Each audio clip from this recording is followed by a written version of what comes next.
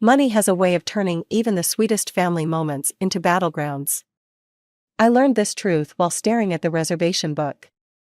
My fingers tracing over my mother-in-law's elegant signature sprawled across our most expensive suite booking, for 2 whole weeks. I'm Layla, and I run Springside Inn, our family's pride nestled in Colorado's hot springs country. The lodge has been my sanctuary, my purpose, until today. Now it feels like a pressure cooker about to explode.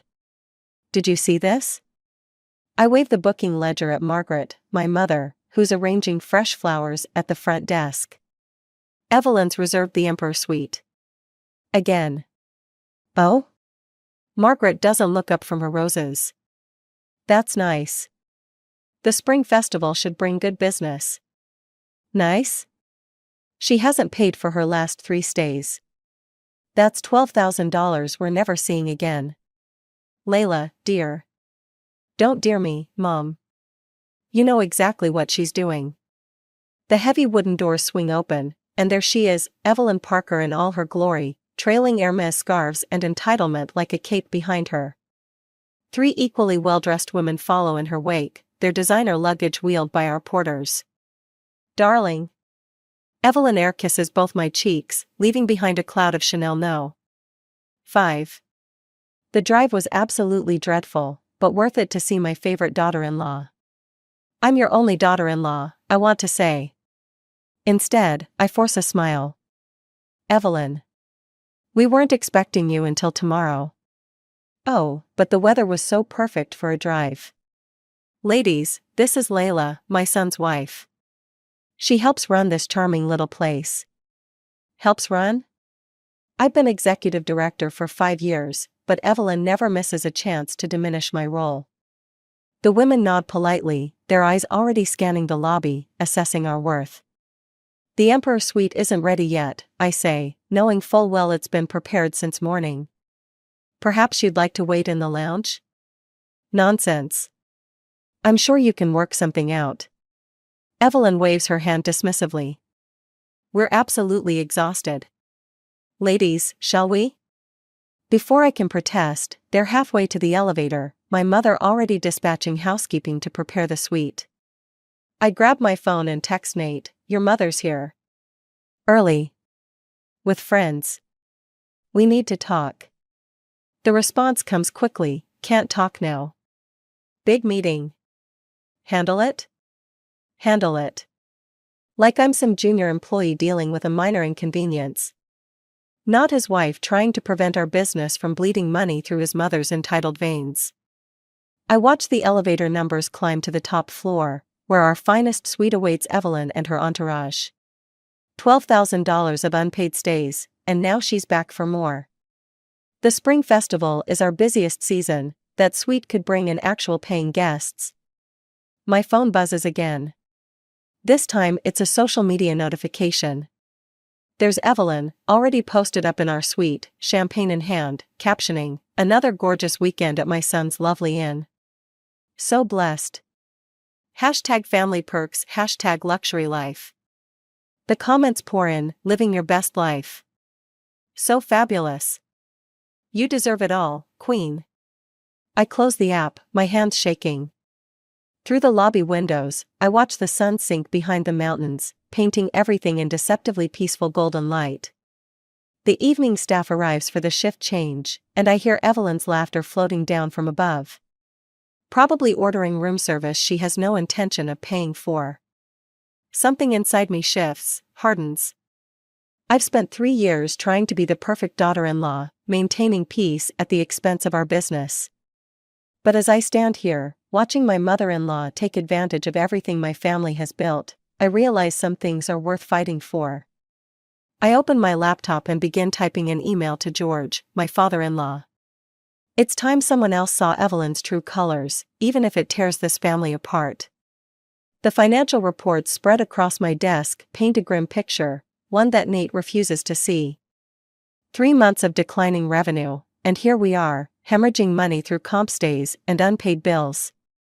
I tap my pen against the spreadsheet where I've highlighted Evelyn's mounting debt in angry yellow. Nate bursts into my office, all easy smiles and casual competence. Hey, about mom. $12,000, Nate. That's not including the stay. He perches on my desk, pushing aside the papers I've spent hours organizing. Come on, she's family. And she brings in great publicity with her social media presence. Publicity doesn't pay our staff. I pull up Evelyn's latest Instagram post, a poolside shot with her friends, tagged #blessed, #family business. Look at the comments. Everyone thinks we're some kind of luxury playground for your mother's social circle. You're overreacting. Mom's going through a rough patch since the divorce. That was 3 years ago. And she's still adjusting. A knock interrupts us. Margaret stands in the doorway, her face tight with concern. Evelyn's requesting a private dinner set up by the hot springs. For 8 people. Perfect. Nate claps his hands. That'll make great content for her feed. I feel something snap inside me. No. Absolutely not. Layla, both Nate and Margaret start. We're not a charity, we're a business. Your mother hasn't paid for anything in months. Meanwhile, we had to let go of 2 housekeepers last quarter because we couldn't make payroll. Nate's smile finally falters. What? Why didn't you tell me? I've been trying to tell you for months. You're never around for these conversations. I've been busy with the expansion plans. What expansion? We can barely keep the lights on. Margaret clears her throat. Perhaps we should. No, Mom. This needs to be said. I turn back to Nate. Your mother is bleeding us dry, and you're letting her do it. She's my mother. And this is my family's legacy. My grandparents built this place from nothing. They mortgaged everything they had. And now your mother treats it like her personal resort? The silence that follows feels like glass about to shatter. Nate stands, straightening his jacket. I'll handle the dinner arrangement. That's not. I said I'll handle it. He walks out, leaving me with Margaret's disappointed gaze. Honey, there are better ways. Don't. Just. Don't.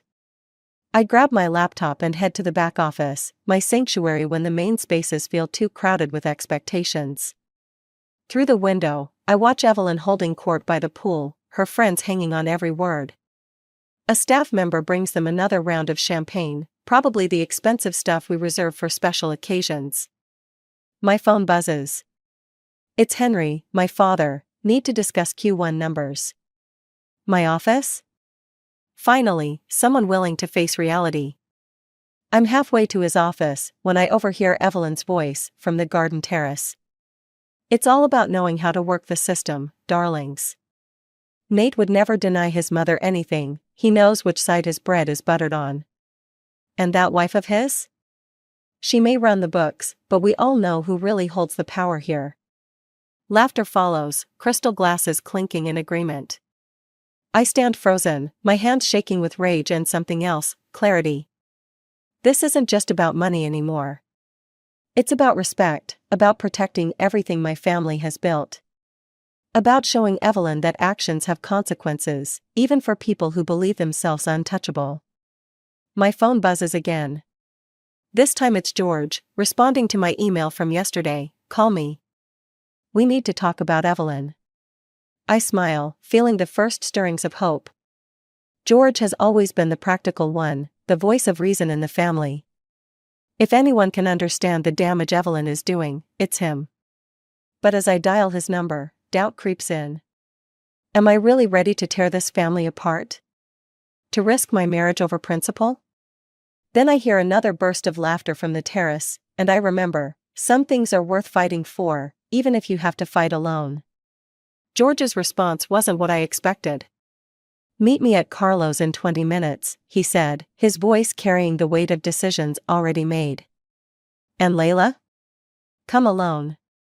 Carlo's is a dive bar 3 miles from the inn, the kind of place Evelyn wouldn't be caught dead in. Perfect. I grab my coat, telling Margaret I'm running errands. She gives me that look, the one that says she knows I'm plotting something but won't ask what. The bar is empty except for George, nursing what looks like straight whiskey at a corner table. He pushes a manila envelope across the sticky surface as I sit down. Credit card statements, he says. Bank records. Everything from the past 2 years. I open the envelope, and my hands start trembling. These are Evelyn's. She's been doing this everywhere. High-end hotels, restaurants, spas. Running up bills she can't pay, using our family name like a get-out-of-jail-free card.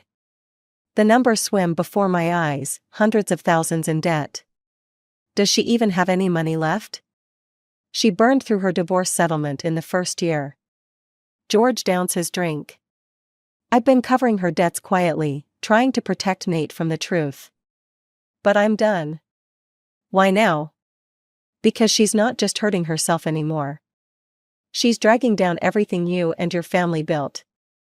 A commotion at the door makes us both freeze. Evelyn's voice carries through the bar like expensive perfume in a crowded room.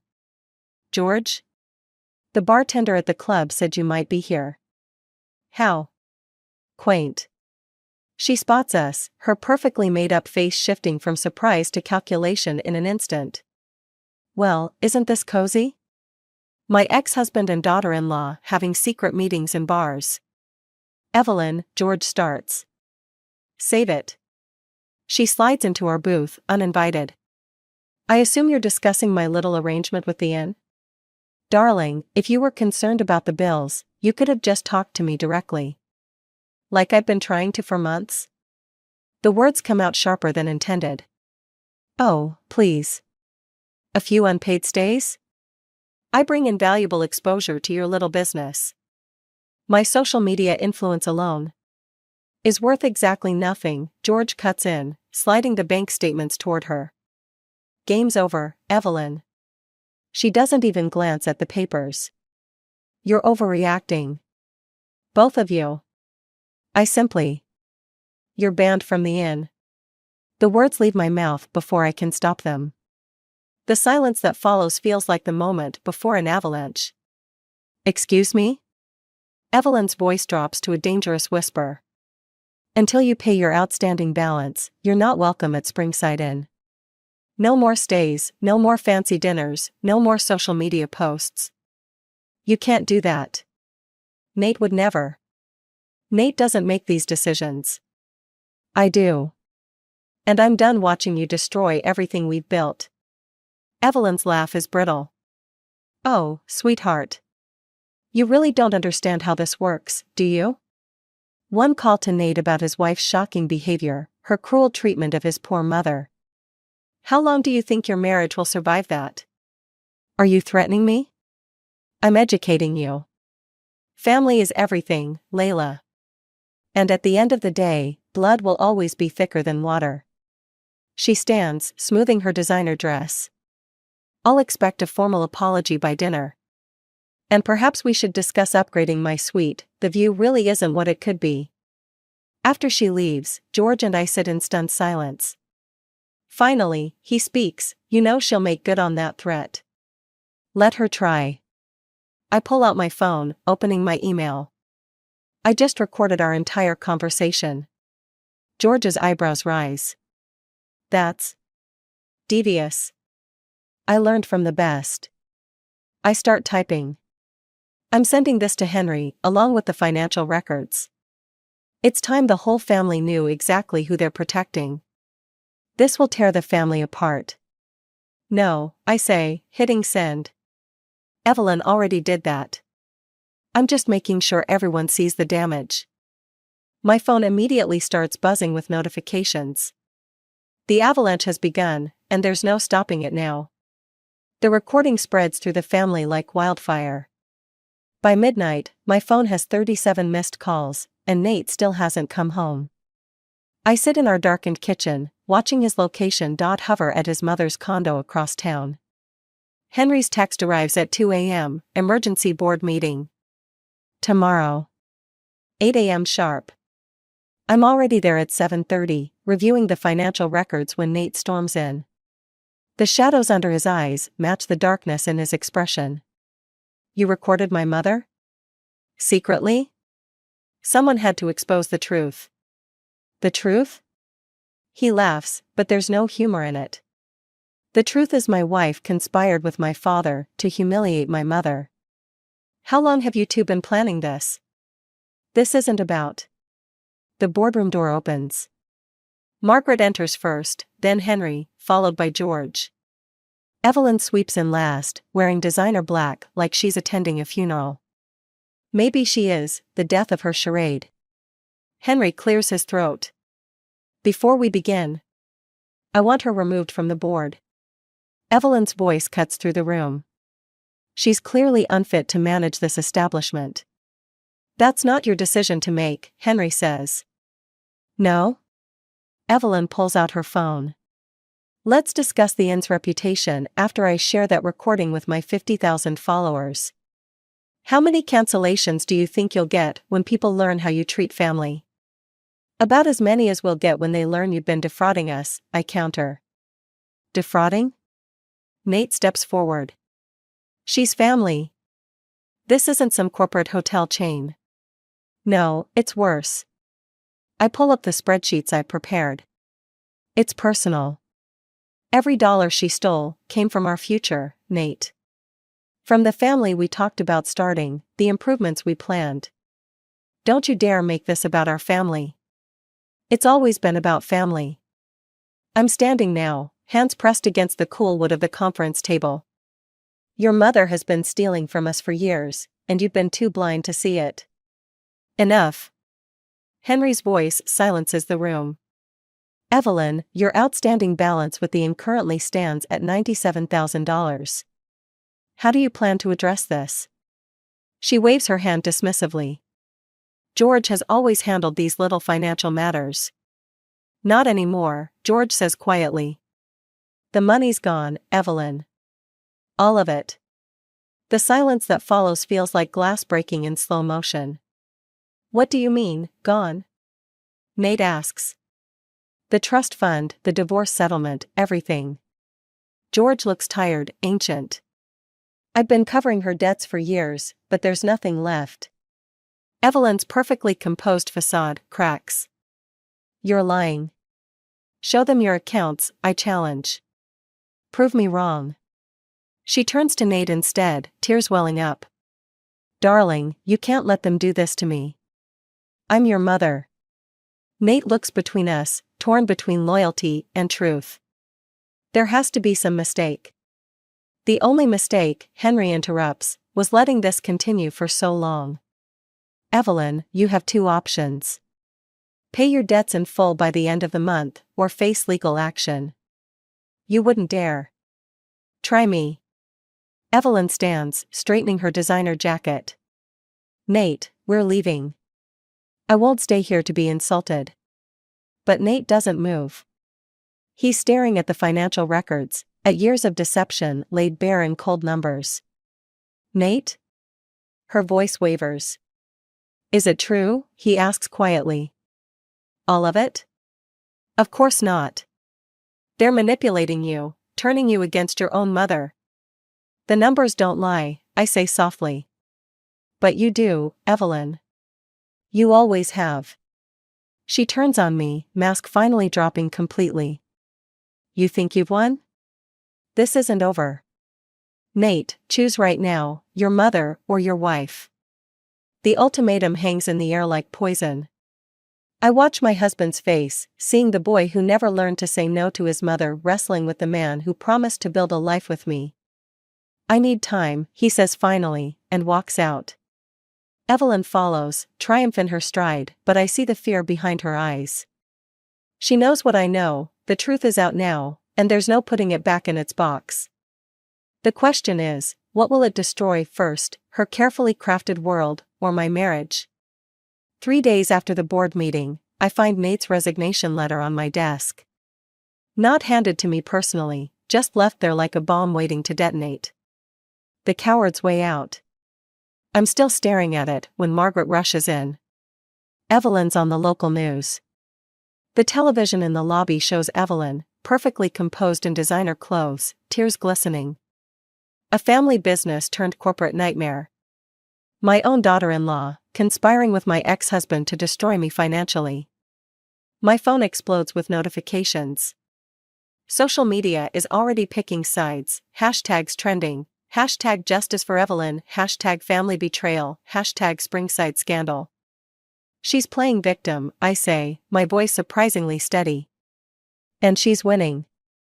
Layla, Margaret starts, but I'm already moving, heading for the parking lot where I know George will be arriving for his morning coffee routine. He's there, looking older than ever. You've seen it? She's destroying us. No, he corrects, she's destroying herself. But she'll take everyone down with her if we let her. My phone buzzes, a text from Nate, Mom's staying with me. We need time apart. Time apart. Like this is just another married couple spat, not economic warfare, dressed up in family dynamics. I have something, George says quietly, pulling out another envelope. Bank records from before the divorce. Evidence of fraud, not just against the inn, but against multiple businesses. Criminal charges, if we pursue them. My hands shake as I read. This would ruin her. Yes. And Nate would never forgive me. Probably not. I think about our empty house, about Nate choosing his mother's manipulation over our future. About years of watching Evelyn take and take, never facing consequences. My phone rings, Henry. The cancellations are starting. 3 wedding parties just pulled out. I close my eyes, remembering my grandparents' stories of building this place, of surviving recessions and natural disasters. Of never giving up. We need to act now, George says. Before she does more damage. There has to be another way. There isn't. Not anymore. A notification pops up, Evelyn's posted another video, this time walking through the inn's halls, pointing out evidence of mismanagement. Spinning tales of family betrayal. The comments are vicious, calling for boycotts. She'll destroy everything, I whisper. Unless we stop her. I look at the envelope again, thinking of Nate's empty side of the bed, of Evelyn's smug smile at the board meeting. Of years of manipulation finally coming to a head. If we do this, I say slowly, there's no going back. There's no going back anyway. The question is whether we let her write the ending. My phone buzzes again, another cancellation notification. Then another. The inn's reputation, built over generations, unraveling in real time. I think about revenge, about justice, about the fine line between them. About how protecting what you love sometimes means becoming the villain in someone else's story. Do it, I say finally. Release everything. George nods, already dialing his lawyer's number. I walk back into the inn, past the whispers of staff watching Evelyn's video, past Margaret's concerned gaze, straight to my office. There, I pull out my own resignation letter, not to quit, but to fight. Dear board members. I hereby request emergency powers to protect Springside Inn from ongoing financial and reputational damage. The words flow easily now, fueled by something darker than revenge, but cleaner than hatred. This isn't about getting even anymore. It's about survival. My phone lights up with Nate's face, his first direct call in days. I let it ring, watching until the screen goes dark. Some bridges you burn. Others you blow up, to prevent the enemy from crossing. I'm done trying to tell the difference. I sign the letter, knowing tomorrow's headlines will paint me as the ruthless daughter-in-law who destroyed a family. But families, like businesses, sometimes need pruning to survive. And I've always been good with scissors. The evidence hits the media like a tsunami. Local news, social platforms, industry blogs, everywhere I look, I see Evelyn's carefully constructed world crumbling. Bank statements, fraudulent charges, forged documents, years of deception laid bare for public consumption. I should feel triumphant. Instead, I'm sitting in my darkened office, watching the inn's security cameras as reporters swarm the entrance like vultures. Henry appears in my doorway. Police are here. My heart stops. Already? Not for us. For Evelyn. Apparently, there were other victims. Other businesses. The satisfaction I expected feels hollow. On my phone, Nate's latest message glows. How could you do this to her? The door bursts open. Evelyn storms in, mascara streaking down her face, George following close behind. You vindictive little bitch, she spits. Are you happy now? Evelyn, George starts. Don't. This is all your fault too. She turns back to me. You think you've won? You've destroyed this family. You did that yourself, I say, but my voice wavers. Did I? Who released those records? Who contacted the authorities? She laughs, a brittle sound. You know what's funny? I actually respected you once. Thought you were different from the gold diggers Nate usually dated. This isn't about. It's about power. Control. You couldn't stand that Nate chose me over you, could you? He didn't choose you. You manipulated him. Did I? Or did you drive him away with your obsession with bringing me down? The security monitor shows police entering the lobby. Margaret's directing them toward us, her face drawn with worry. They're going to arrest me, Evelyn says quietly. In front of everyone. Is that what you wanted? For the first time, I see fear crack through her perfect facade. Real fear, not the manufactured tears from her media appearances. You did this to yourself, I repeat, but the words taste like ash. Maybe. But you'll never get him back now. She straightens her designer jacket. Nate may hate me for what I've done, but he'll never forgive you for how you did this. The police appear in the doorway. Mrs. Parker? One moment, officers. She turns back to me. You know what the difference is between us? I may be a thief, but at least I never pretended to be anything else. You? You wrapped your revenge in righteousness and called it justice. As they lead her away, her words echo in my head. The news cameras flash, capturing her perfect perp walk. Tomorrow's headlines write themselves, socialite fraudster arrested at family inn. My phone buzzes, Nate again, divorce papers coming tomorrow. Hope it was worth it. George touches my shoulder. You did what had to be done. Did I? The security monitors show guests checking out early, reporters still circling like sharks. Look at this place. Everything my family built. We'll rebuild. Will we? I gesture at my phone, at Nate's message. I saved the inn, but lost everything else. Maybe Evelyn's right. Maybe I'm worse than her. Layla. She stole money. I destroyed lives. I laugh, and it sounds like Evelyn's brittle cackle. All in the name of justice. The door opens again, Henry and Margaret, their faces grim. Board meeting in 10 minutes, Henry says. The investors are nervous. They want someone to blame, Margaret adds softly. Of course they do. And who better than the ruthless daughter-in-law who brought scandal to their prestigious inn? I look around my office, at the family photos I'll have to take down, the life I'll have to dismantle. At the security monitors showing my handiwork, reporters, fleeing guests, police cars.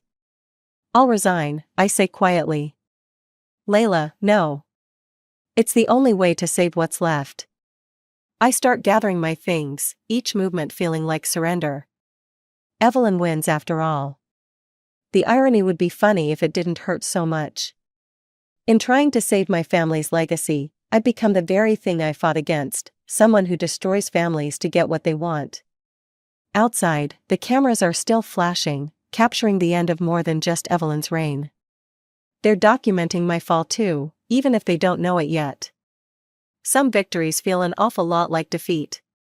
The judge's decision comes down like a thunderbolt, community service at Springside Inn, under my supervision. Evelyn's face turns ghost white as the terms are read, 6 months of working regular shifts, to repay her debts. This is impossible, she sputters. I have a medical condition. The only condition you have is chronic entitlement, George interrupts. And it ends now. The courtroom empties, leaving just our fractured family. Nate stands between us, looking lost. He hasn't signed the divorce papers yet, they sit in my office drawer like a loaded gun. I won't do it, Evelyn declares. I'll appeal.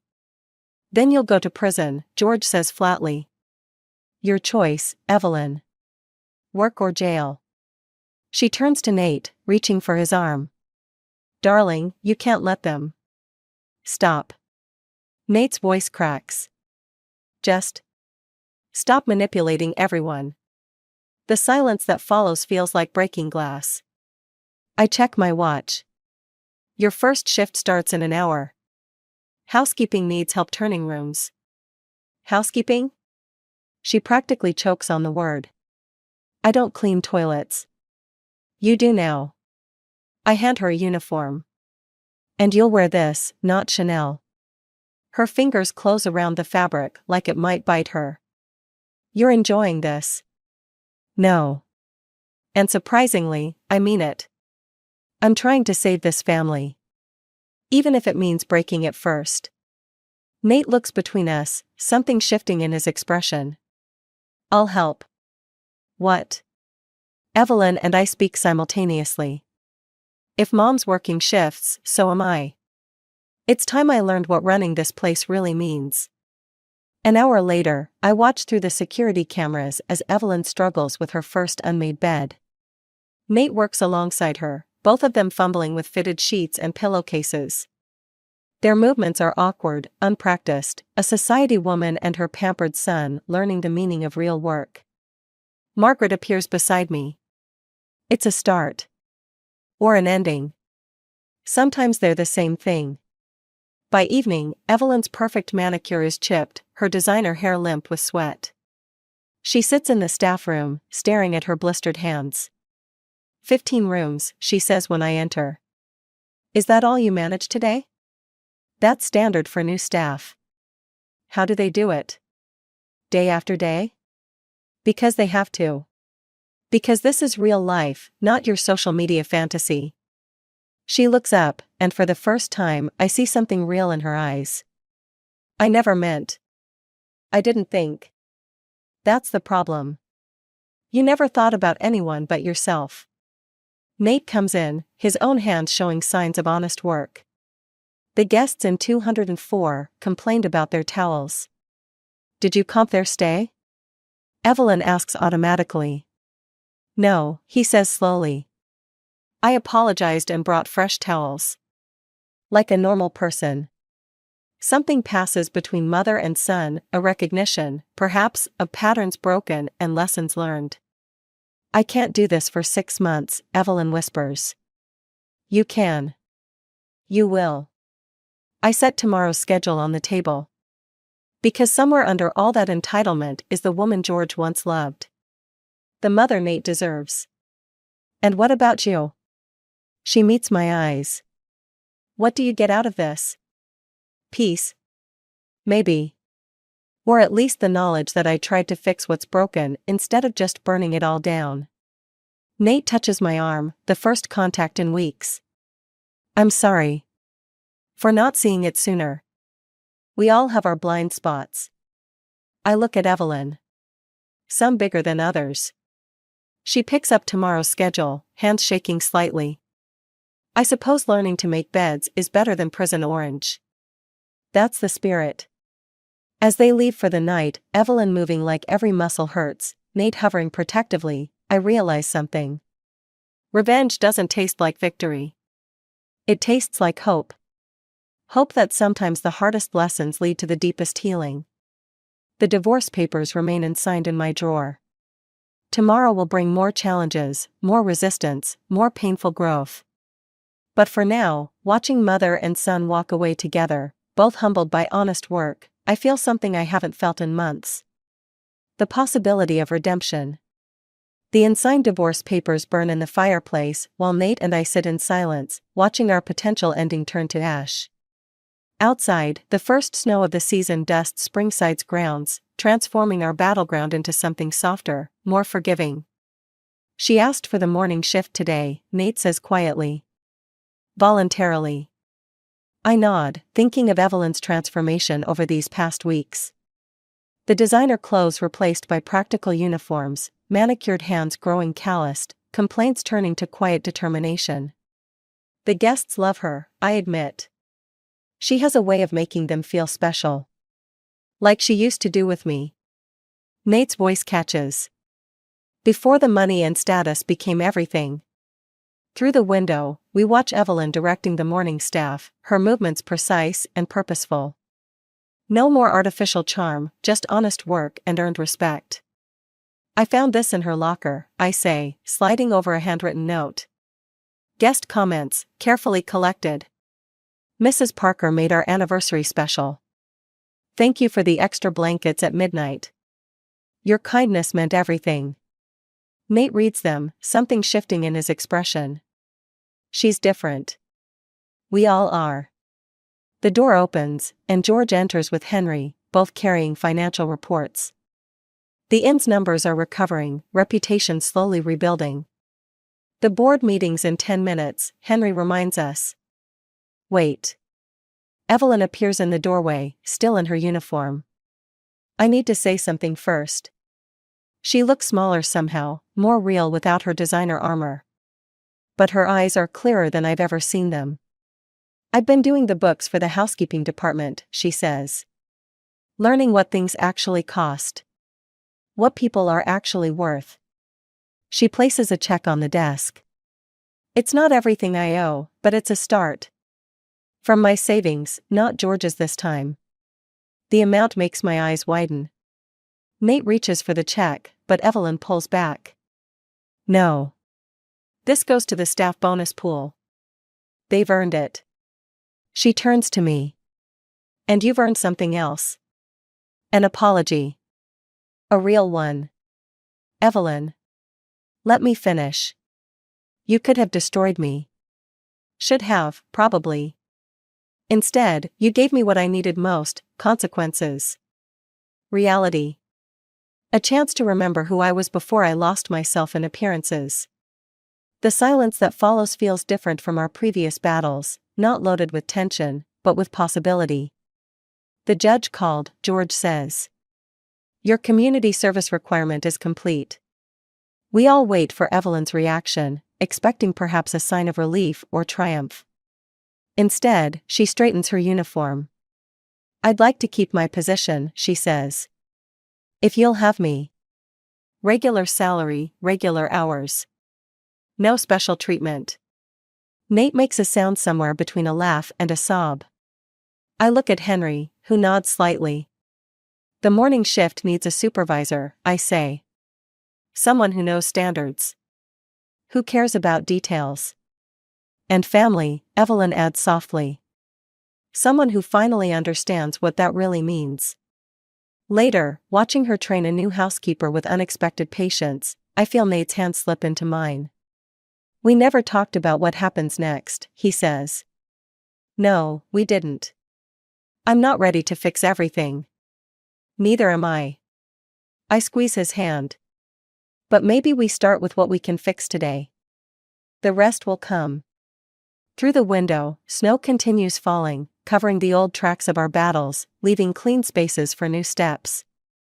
Evelyn catches my eye and nods, not the superficial gesture of before, but something real, earned through shared scars and hard-won wisdom. I think about revenge, about justice, about how sometimes the hardest victory is learning to put down your weapons. About how family isn't just what you're born into or marry into, it's what you choose to build, day by day, mistake by mistake. Forgiveness by forgiveness. The inn's morning bells chime, calling us all to our places. There's work to be done, guests to care for, trust to rebuild.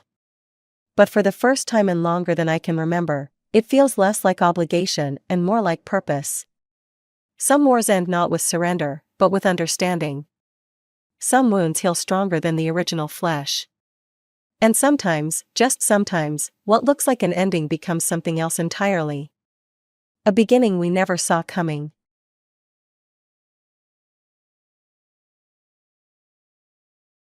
My name is Amanda, and this is the story of how I survived growing up with a sister who could have given Machiavelli a run for his money.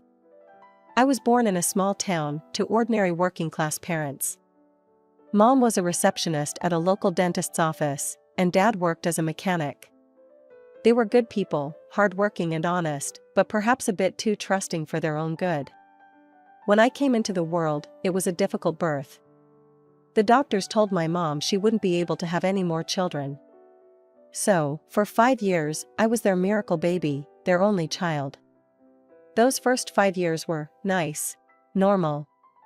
I have vague memories of picnics in the park, of Dad teaching me to ride a bike, of Mom reading me bedtime stories.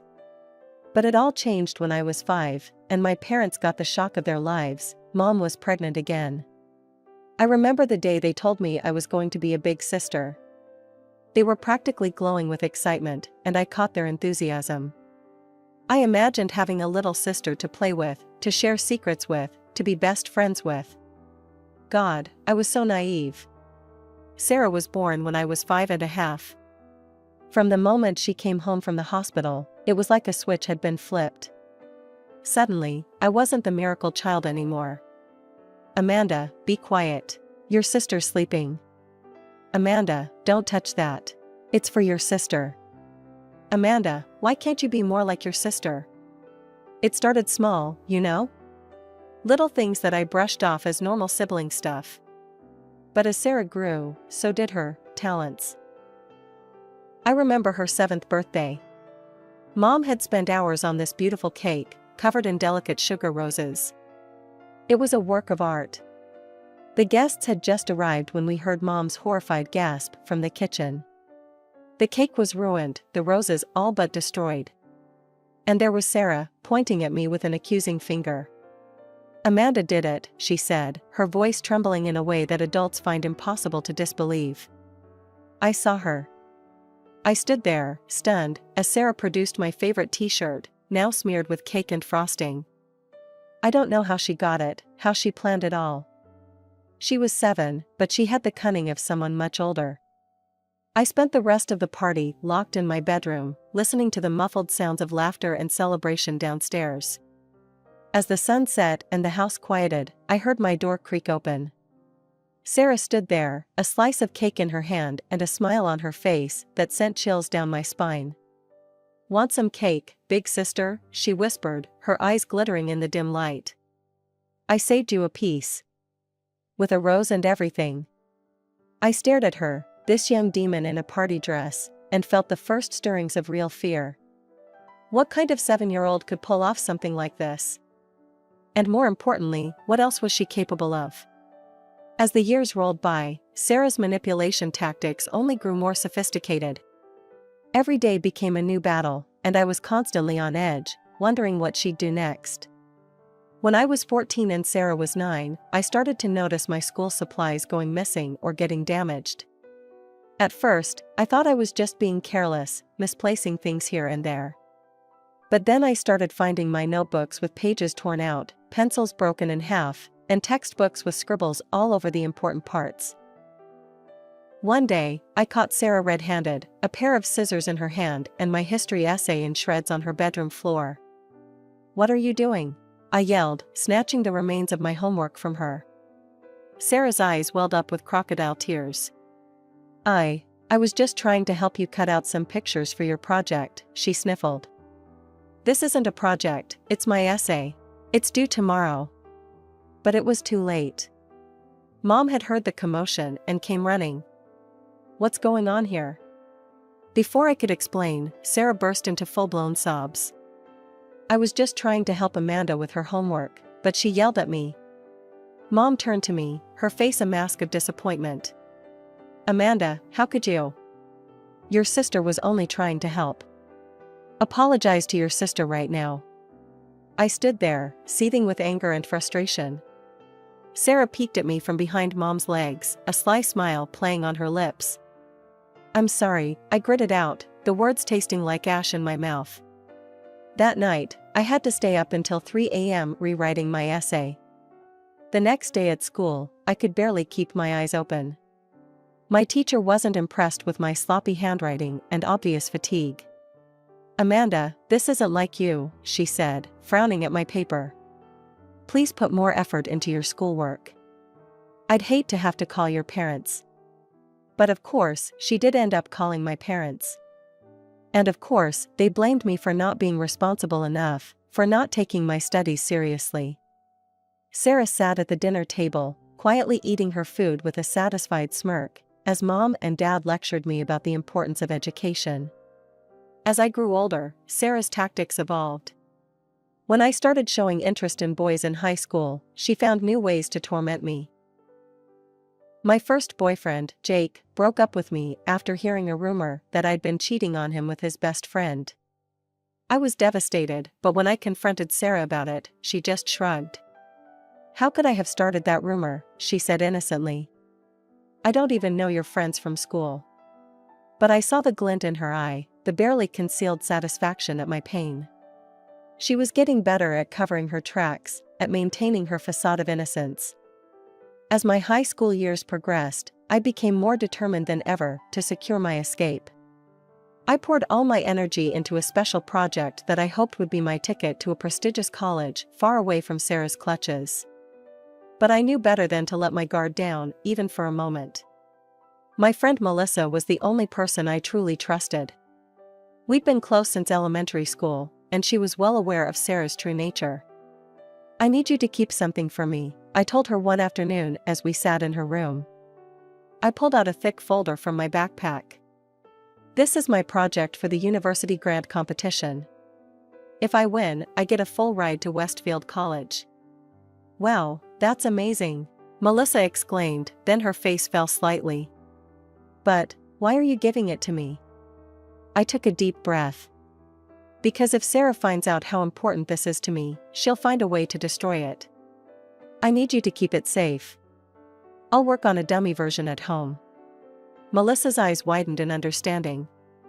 "Clever," she said, taking the folder and locking it in her desk drawer.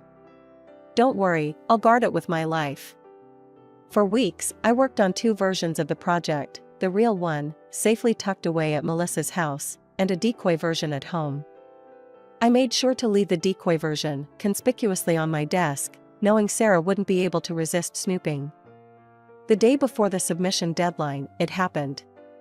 I was in the kitchen when I heard Sarah's sickeningly sweet voice. "Oh no, Amanda, I'm so sorry." I rushed to the living room to find Sarah standing over my desk, a glass of orange juice appended over my decoy project. Papers were soaked, ink running in streaks across the pages. "I was just bringing you a drink," Sarah said, her eyes wide with feigned innocence. I tripped.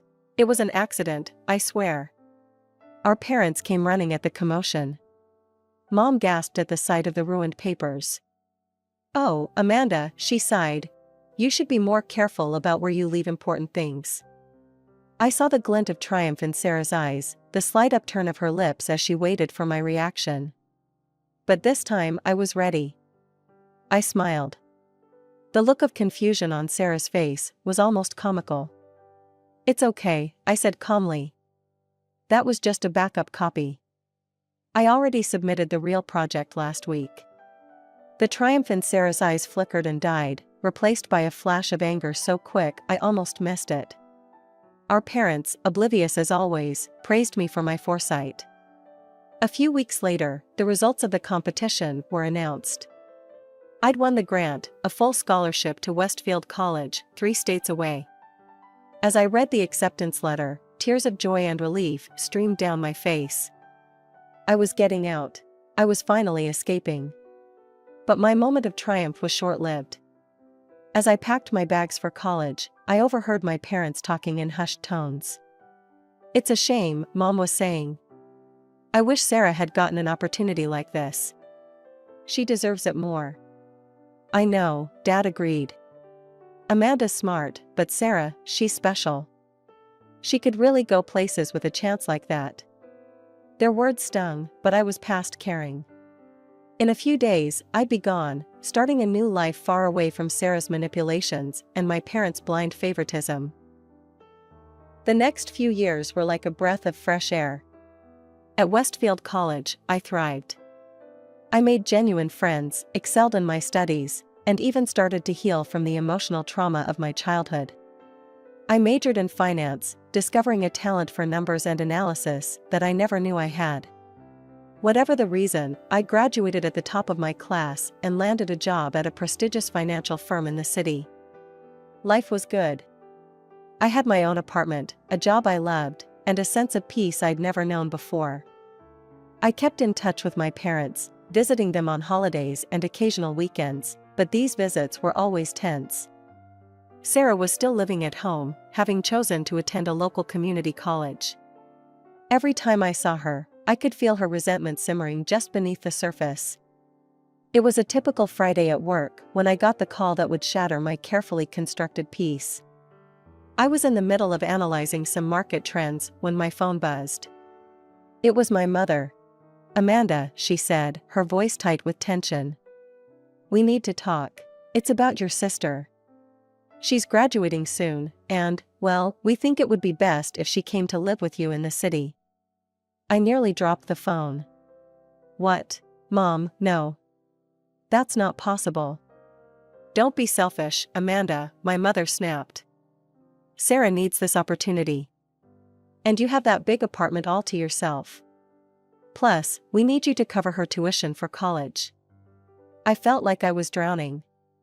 All the old feelings of helplessness and fear came rushing back. "Mom, I can't. My apartment isn't big enough, and I can't afford." "Can't afford it?" my mother interrupted. "With that fancy job of yours? Don't lie to us, Amanda. We know you're doing well for yourself." I took a deep breath, trying to steady myself. "Mom, it's not about the money. Sarah and we don't get along. You know that." "Oh, not this again," my mother sighed. "Amanda, when are you going to let go of this childish jealousy? Your sister needs you. This is what family does." I closed my eyes, feeling a headache coming on. "I'm sorry, Mom. The answer is no. I can't have Sarah living with me, and I won't pay for her tuition. I have my own life, my own expenses." There was a long silence on the other end of the line. When my mother spoke again, her voice was cold. "I see. Well, I hope you're happy with your decision, Amanda. Don't bother coming home for Christmas this year." Later that evening, as I was trying to distract myself with work, my phone buzzed again. This time, it was a text from Sarah. "You'll regret this," it read. Just 3 words, but they sent a chill down my spine. I tried to shake it off. Sarah was hundreds of miles away. What could she possibly do to me now? Months flew by after that tense phone call with my parents. I threw myself into my work, trying to push thoughts of my family to the back of my mind. My life in the city continued. I excelled at my job, made new friends, and even started dating a bit. Then, on a random Tuesday, my phone rang. It was my mother. "Amanda," she said, her voice uncharacteristically hesitant. "We need you to come home. It's important." Against my better judgment, I took a month's vacation from work and boarded a plane back to my hometown. As I walked up the familiar driveway, a sense of dread washed over me. What could be so important that they needed me home for a whole month? We gathered in the living room, an uneasy silence falling over us. Finally, my mother spoke. "Your great-aunt Mildred called us," she said. "She wants all 4 of us to visit her in Hawaii. She's even booked the plane tickets herself." I blinked in surprise. Aunt Mildred had always been kind to me as a child, but I hadn't seen her in years. "All 4 of us?" I asked, glancing at Sarah. Sarah snorted. "It's ridiculous. Amanda doesn't need to go. She hasn't even talked to Aunt Mildred in years."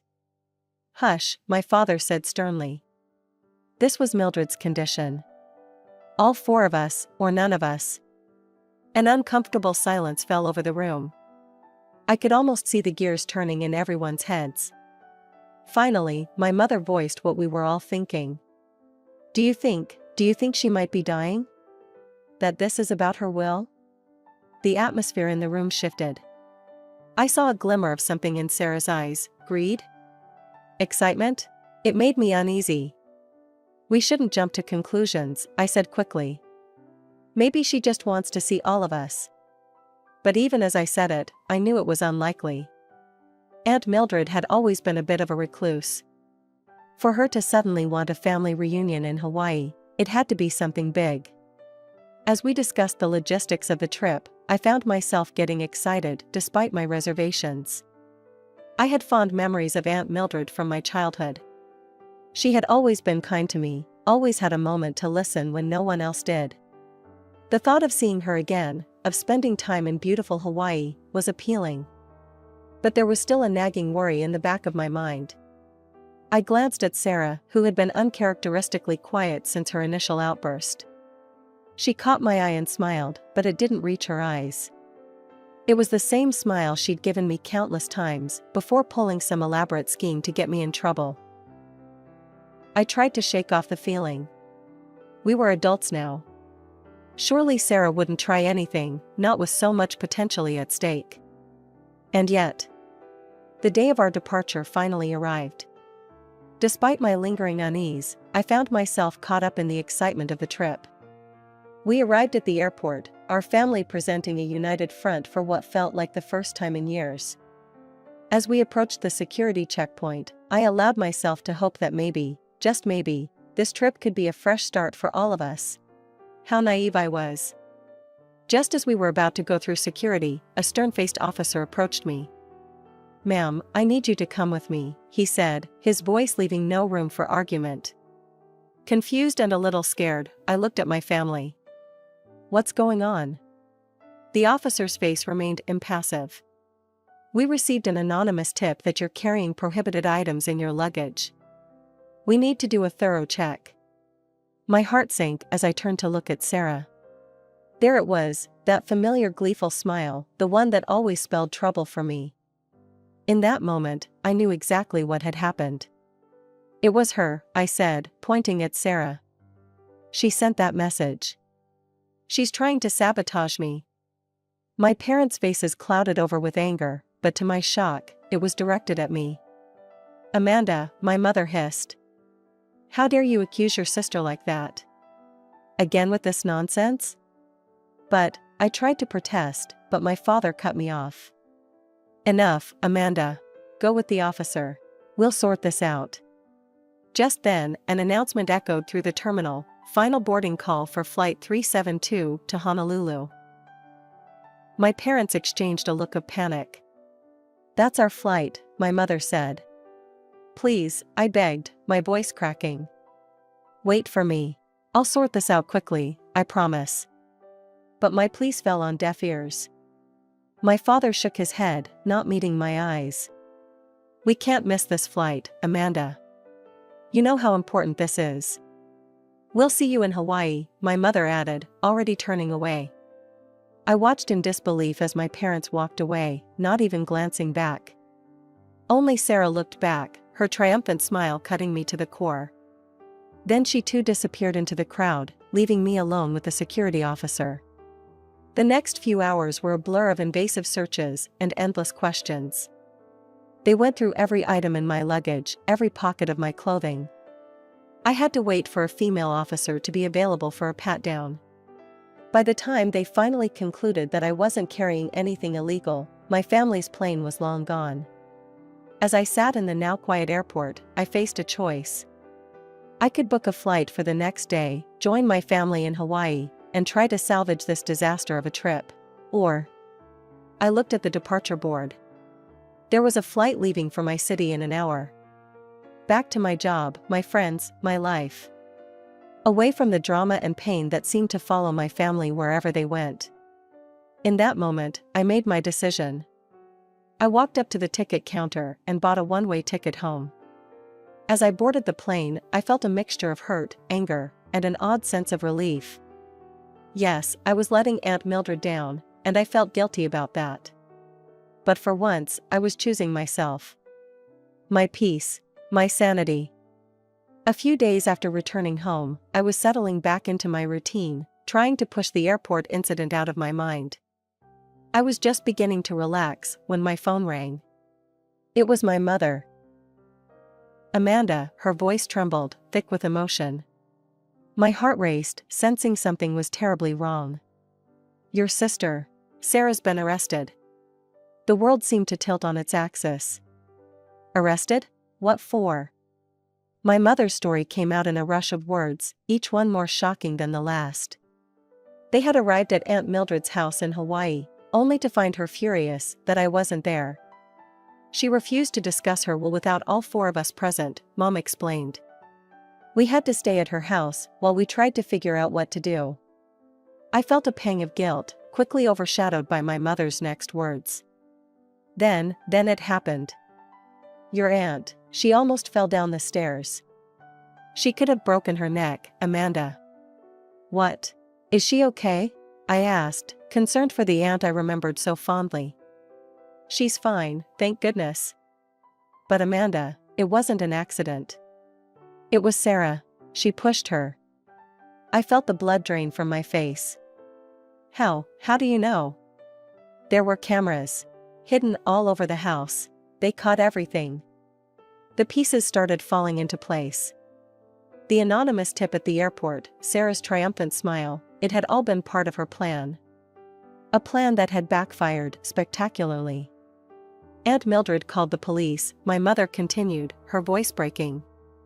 When they came to arrest Sarah, she lost it. Started screaming about how she just wanted the money, how she'd been waiting for years for this opportunity. I listened in stunned silence as my mother recounted Sarah's meltdown. How she'd screamed that she hated our parents, that she was just waiting for them to die so she could inherit everything. We were blind, Amanda, my mother sobbed. How could we not have seen it? How could we have been so wrong about her? As I listened to my mother's broken words, a whirlwind of emotions swept through me. Shock at Sarah's actions. Vindication that her true nature had finally been revealed. Sadness for my parents, whose world had just been shattered. And buried beneath it all, a tiny, shameful spark of satisfaction that they finally understood what I'd been trying to tell them for years. As we ended the call, I sat in silence, trying to wrap my head around everything that had happened.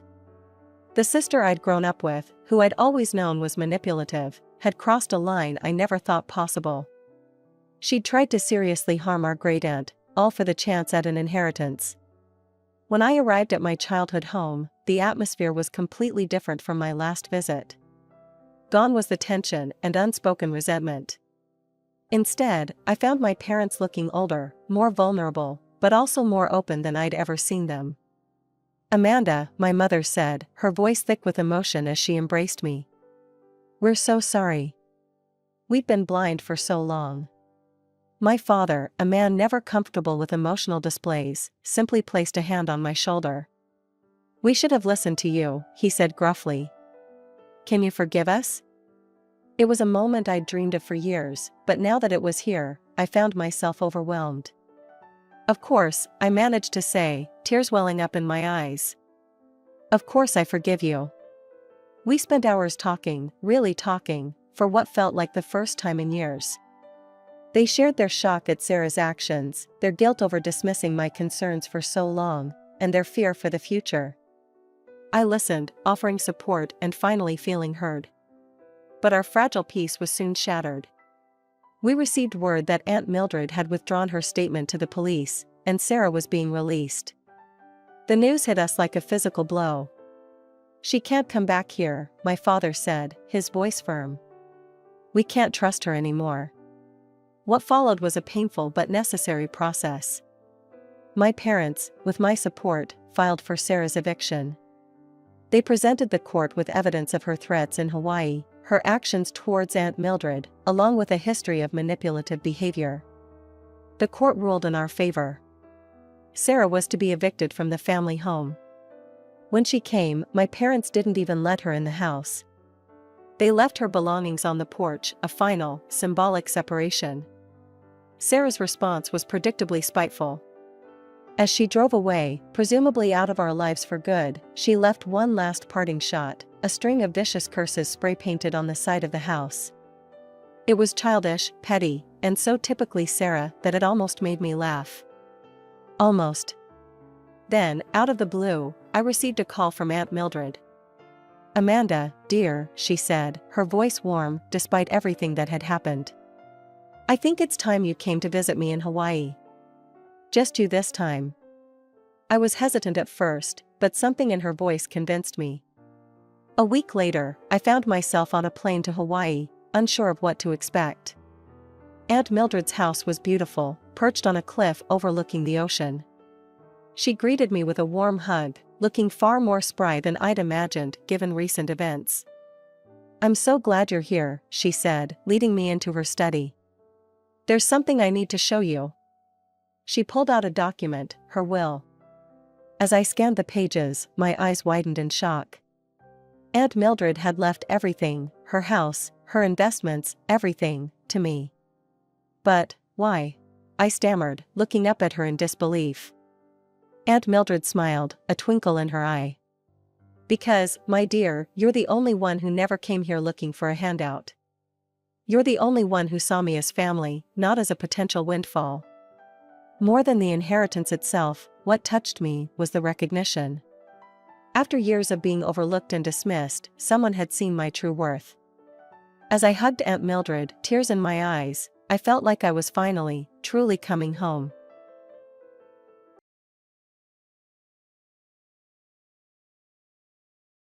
I remember that day like it was yesterday, even though I was only 5 years old.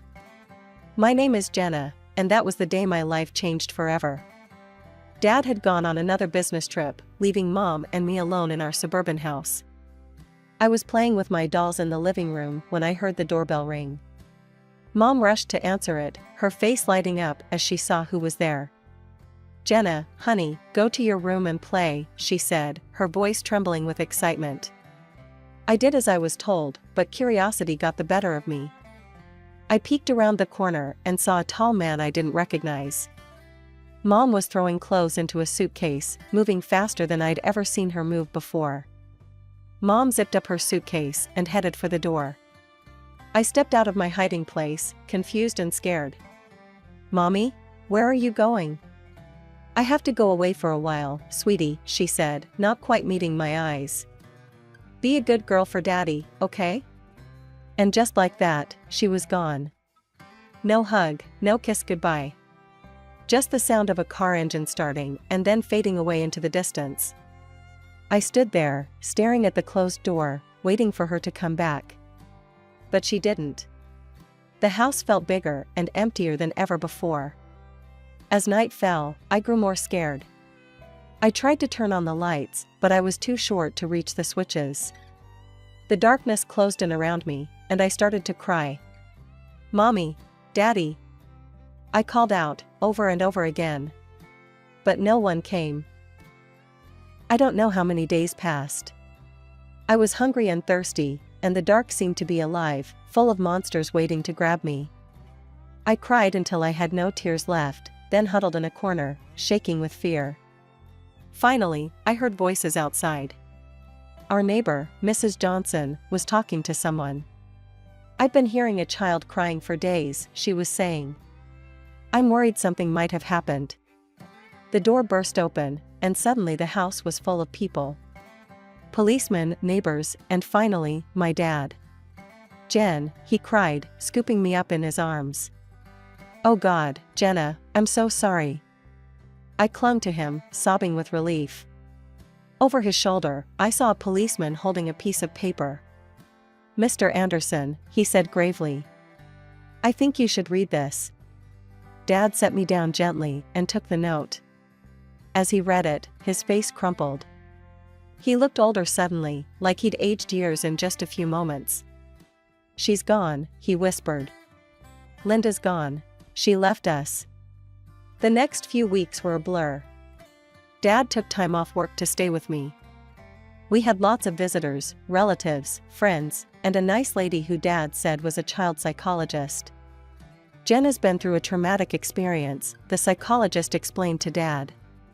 "It's normal for her to have some fears and anxieties after what happened." And boy, did I have fears. I couldn't sleep without a light on, the dark terrified me. And I panicked whenever Dad had to leave, afraid he wouldn't come back either. The fear never really went away. It became a part of me, as much a part of my identity as my brown hair or green eyes. Jenna Anderson, the girl whose mother left her, the girl afraid of the dark, the girl always worried about being abandoned. As the days turned into weeks, and weeks into months, life settled into a new normal. Dad and I became a team of two, figuring out how to navigate this new world without Mom. He learned to braid my hair, badly at first, but he got better with practice, and I learned how to make his coffee just the way he liked it. That changed the day Dad met Helen. I was 7 years old when Dad introduced me to her. Helen had kind eyes and a warm smile that made me feel instantly at ease. Over the next few weeks, Helen became a regular presence in our lives. She didn't try to replace my mom, something I appreciated more than I could express. Instead, she carved out her own space in our little family. One day, I overheard Dad talking to her on the phone. "I think it's time, Helen. Will you move in with us?" Helen moved in a week later. She didn't try to be my mom, but she became something just as important, a friend. She helped me with my homework, braided my hair much better than Dad ever could, and always made sure there was a nightlight in my room. As the years passed, our lives changed in other ways too. Dad's company took off, and suddenly we were moving to a big new house in a fancy neighborhood. I got my own room with a walk-in closet and a view of the backyard pool. But some things didn't change. I still slept with a nightlight. I still worried every time Dad went on a business trip. And sometimes, late at night, I'd catch Dad looking at old photos of Mom. My 10th birthday started like any other day. I woke up to the smell of pancakes, Helen's special birthday tradition for me. Dad was home from work, and we were planning a small party later. Everything seemed perfect. Then the doorbell rang. As I walked into the living room, I froze. Standing there, looking older but unmistakable, was my mother. And next to her was a little girl, about 5 years old, clutching a teddy bear and looking around wide-eyed. "Linda," Dad said, his voice tight. "What are you doing here?" Mom took a deep breath. "Tom, I'm so sorry. For everything. I know I have no right to be here, but..." She gestured to the little girl. "This is Emma. She's your daughter." The room went silent. I felt like I couldn't breathe. Dad's face went through a range of emotions: shock, anger, disbelief, and then, something else. "My daughter?" he repeated. Mom nodded. "I was pregnant when I left. I didn't know then, I swear. Tom, I've made so many mistakes. I'm not asking you to forgive me, but Emma, she deserves to know her father." I watched as Dad knelt down to the little girl's level. "Hi Emma," he said softly. I'm your dad." Emma looked up at him shyly. "Hi," she whispered. As Dad talked to Emma, I noticed Helen standing in the doorway, her face pale. She turned and walked away quickly. I wanted to follow her, but I felt rooted to the spot. The next few hours were a blur. There were lots of adult conversations I wasn't supposed to hear, raised voices, tears. I hid in my room, hugging my knees to my chest and trying to make sense of it all. Later that evening, Dad came to talk to me. "Jenna," he said, sitting on the edge of my bed. "I know this is a lot to take in. Your mom, she's made some big mistakes. But Emma, she's innocent in all this. She's your sister. I've decided to give your mom another chance. For Emma's sake." The next day, I watched from my window as Helen packed her car. She looked up and saw me watching. With tears in her eyes, she waved goodbye. I waved back, feeling like a part of me was leaving with her. Mom and Emma moved in that same day. Emma took the guest room, and Mom took her old place in Dad's room. It felt wrong, like she was erasing the last 5 years as if they never happened. The years that followed were complicated. Mom was back, but it wasn't the happy family reunion I might have dreamed of when I was younger. She doted on Emma, showering her with attention and affection. But with me, there was always a distance, an awkwardness that never quite went away. As for Emma, well, she was just a kid. She didn't ask to be born into this mess, and I tried not to resent her. But it was hard, especially when I saw how easily she fit into Mom and Dad's life. in a way I never seemed to. By the time I turned 18, I was more than ready to leave for college. I had chosen to study zoology. Animals had always been easier for me to understand than people. They didn't judge, didn't have complicated emotions or messy family histories. They just were. The day I left for college was bittersweet. Dad hugged me tight, his eyes misty. "I'm so proud of you, Jenna," he said. "You're going to do great things." Mom gave me an awkward pat on the shoulder. "Good luck," she said, her smile not quite reaching her eyes. Emma, now 13, rolled her eyes. "Finally get my own room," she muttered. I pretended not to hear her, focusing instead on Dad's warm embrace. College was freeing. For the first time, I was away from the tension at home, the constant reminder of my complicated family situation. I threw myself into my studies, finding solace in the world of animals and nature. But even as I excelled academically, I struggled socially. Years of feeling like an outsider in my own family had left their mark. I was quiet, reserved, always afraid of getting too close to people. What if they left, like Mom had? What if they replaced me, like Emma seemed to have done? Instead, I found comfort in the college's small zoo. I volunteered there in my spare time, caring for the animals. There was a particularly grumpy old llama named Larry who became my favorite. He didn't like most people, but he seemed to tolerate me. The years at college flew by, and before I knew it, I was graduating. As I stood in my cap and gown, diploma in hand, I scanned the crowd. Dad was there, beaming with pride. Mom and Emma were there too, clapping politely.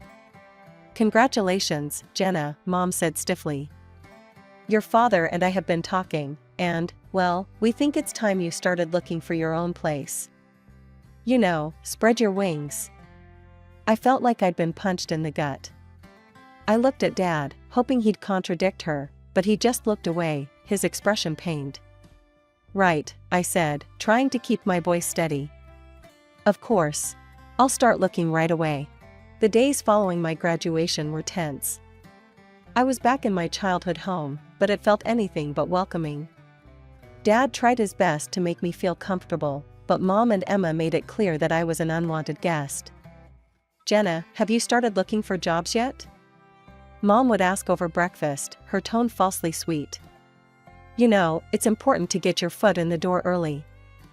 Emma would chime in, "Yeah, and maybe you could find your own place too.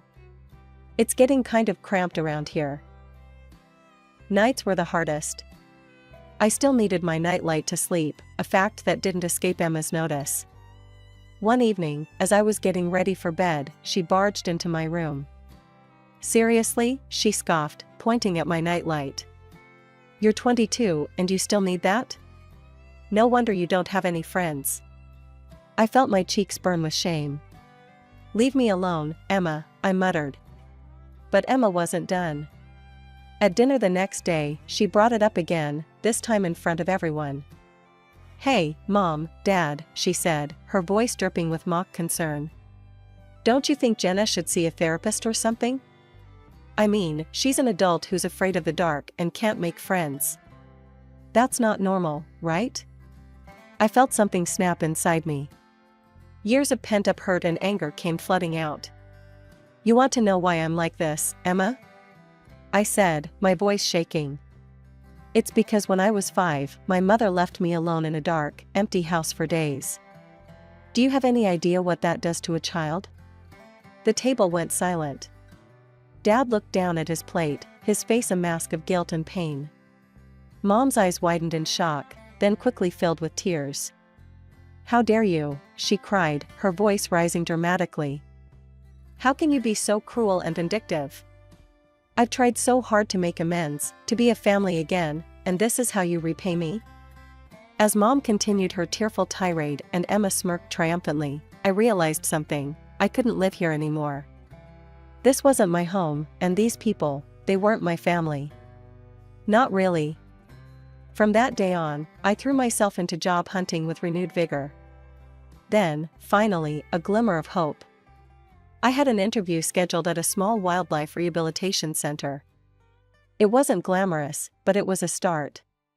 I left the house that morning feeling cautiously optimistic. But when I arrived, I found a hastily scribbled note on the door. Interviews cancelled due to unforeseen circumstances. We apologize for the inconvenience. Disappointed, I headed home earlier than expected. As I unlocked the front door, I heard voices coming from the living room. Mom and Emma, deep in conversation. I was about to announce my presence when I heard my name. If Jenna wasn't around at all, Emma was saying. I mean, it's not fair that she gets any of Dad's money. She's not even really part of this family. I know, sweetie, Mom replied, her voice soothing. But we have to be patient. Once she moves out, it'll be easier to convince your father to change his will. We just need to keep pushing her to leave. I felt like I'd been doused in ice water. They wanted me gone, not just from the house, but from the family entirely. And they wanted my inheritance too. As I sat on my bed, my mind raced. What should I do? Should I tell Dad? But would he believe me over Mom and Emma? He'd forgiven Mom for abandoning us, after all. He loved them. Maybe he'd take their side. My first stroke of luck came when I saw a job posting for the city zoo. They needed a zoologist to assist with their wildlife rehabilitation program. It wasn't a glamorous position, but it was exactly what I'd been trained for. I sent in my application immediately, and to my surprise and delight, I got called in for an interview. The day of the interview, I stood in front of the zoo's main gate, taking deep breaths to calm my nerves. The interview went better than I could have hoped. The head zoologist, Dr. Martinez, seemed impressed by my knowledge and passion. You've got the job, Jenna, she said with a warm smile. Welcome to the team. I could have cried with relief. Finally, something was going right. Working at the zoo was everything I'd hoped for and more. I spent my days caring for injured wildlife, educating visitors about conservation, and even assisting with research projects.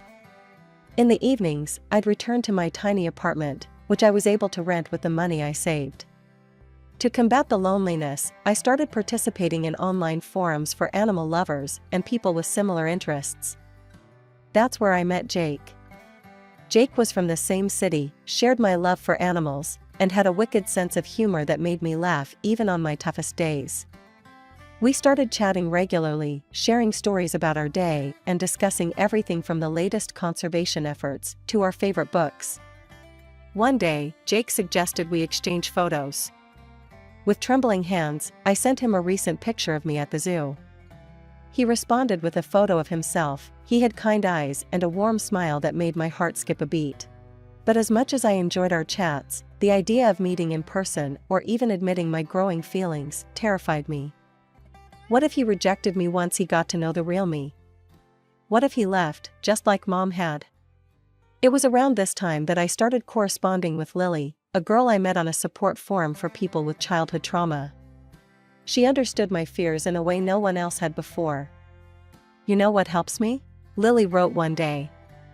I write emails to the people I can't talk to in real life. I pour out everything I'm feeling, all the things I wish I could say. But I don't send them, I just save them as drafts. It's really cathartic. Taking Lily's advice, I started writing emails to Dad.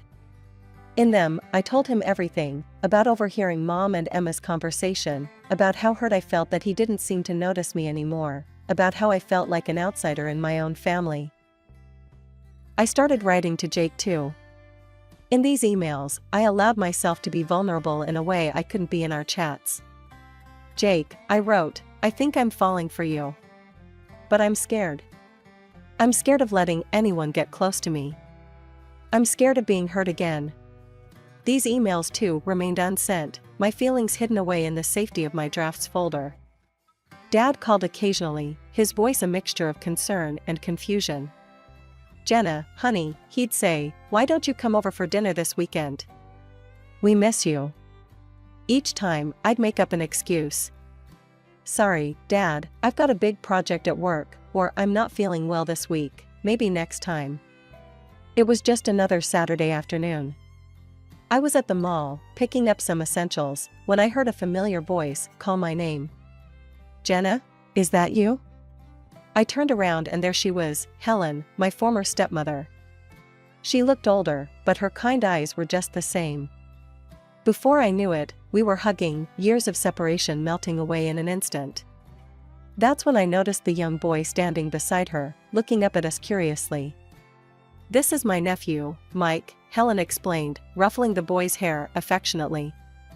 I'm raising him now. My sister, she passed away last year. Over coffee, Helen filled me in on her life. After she and Dad split up, she'd been on her own until her sister's death left Mike in her care. We started meeting regularly after that, sometimes just the two of us, sometimes with Mike. One day Helen called and urgently asked to look after Mike. That evening, Mike arrived at my apartment, backpack in tow. As I prepared dinner in my tiny kitchen, I could hear him tapping away on my laptop in the living room. I'd told him he could play games if he finished his homework. When I came out of the kitchen with 2 plates of spaghetti, I found Mike looking guilty, his face pale. Jenna, he said, his voice trembling. I did something bad. I was curious, and I saw these emails in your drafts folder. And I sent them. All of them. I'm so sorry. The world seemed to tilt on its axis. Those emails, my private thoughts, my deepest feelings, sent out into the world. To Dad. To Jake. I felt like I couldn't breathe. That night, after Mike left, I lay in bed, my mind racing. What would Dad think? And Jake, oh God, Jake. My phone pinged with a message notification. It was from Jake, but I couldn't bring myself to read it. What if he was disgusted by my feelings? What if he never wanted to speak to me again? I barely slept that night, tossing and turning, imagining all the worst-case scenarios. A few days later, my phone rang. It was Dad. Jenna, he said, his voice serious. We need to talk. Can you meet me at the cafe near your old high school? My heart pounded as I sat across from Dad in the small cafe. He looked tired, his face etched with lines I hadn't noticed before. I got your emails, he said quietly. Jenna, I had no idea you were feeling this way. About your mother, about Emma, about everything. I couldn't meet his eyes, shame and fear warring inside me. Jenna, look at me, Dad said, his voice gentle, but firm.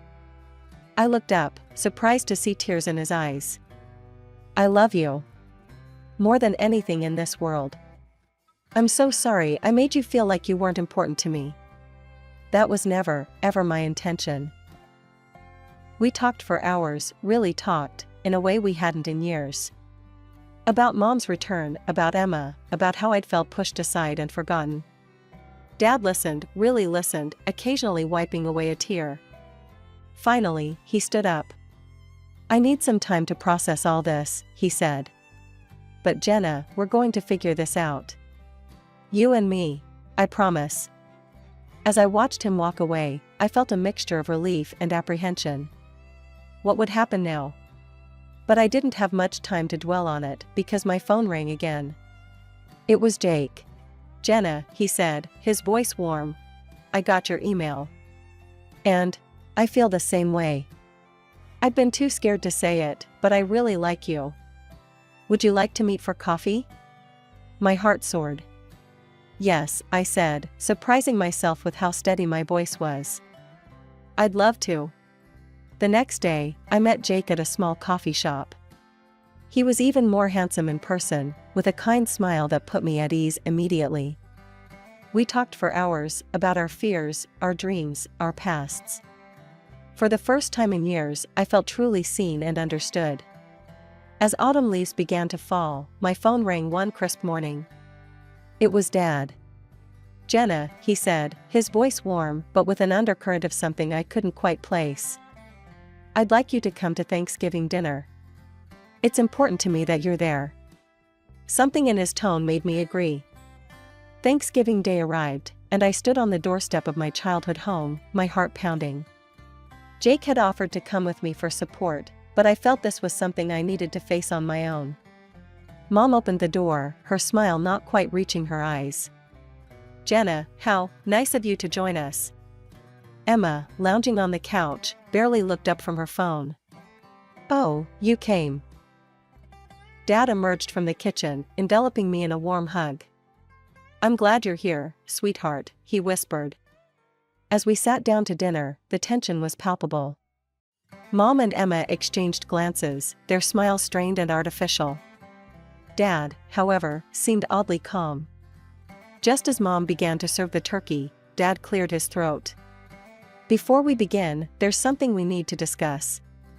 He reached down beside his chair and pulled out a thick manila folder. Dad began pulling out documents, laying them on the table.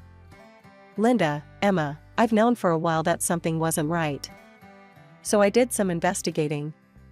He held up a bank statement. "First, I discovered regular withdrawals from our accounts that I didn't make. Quite substantial amounts, in fact." Mom's face paled. Emma suddenly found her plate very interesting. Then, Dad continued, pulling out another document. "I hired a private investigator. Linda, he provided photographic evidence of your encounters with a certain gentleman at the Rosewood Hotel." Mom gasped, her hand flying to her mouth. "Tom, I can explain." But Dad wasn't finished. He pulled out one final document, his hand shaking slightly. "And finally, I had a DNA test done. Emma isn't my biological daughter." The room fell silent. Emma's phone clattered to the floor. Mom looked like she might faint. "I've already spoken to my lawyer," Dad said, his voice steady despite the emotion in his eyes. "Linda, I'm filing for divorce. And I'm afraid I'll have to ask both you and Emma to leave this house." Mom found her voice, anger replacing shock. "You can't do this. I'll take you for everything you've got." Dad's expression hardened. "Actually, Linda, you won't. If you try to claim any property, I'll countersue for fraud and demand repayment of all the money you've taken, plus what I've spent raising Emma. My lawyer assures me I have a very strong case."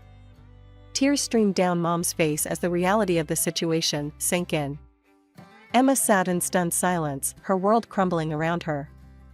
In the days that followed, Mom and Emma moved out. Dad and I began to rebuild our relationship, stronger than ever before. We had weekly dinners, long talks, and even started planning a father-daughter road trip. One day, over coffee, Dad hesitantly brought up Helen. "I've been thinking a lot about the past," he said.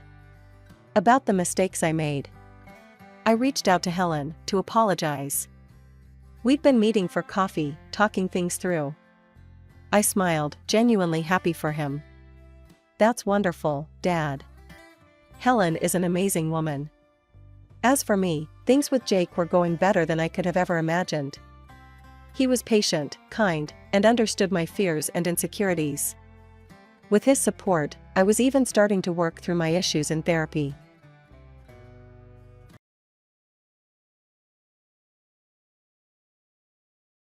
My name is Kelly, and I married Tom when I was young and full of dreams.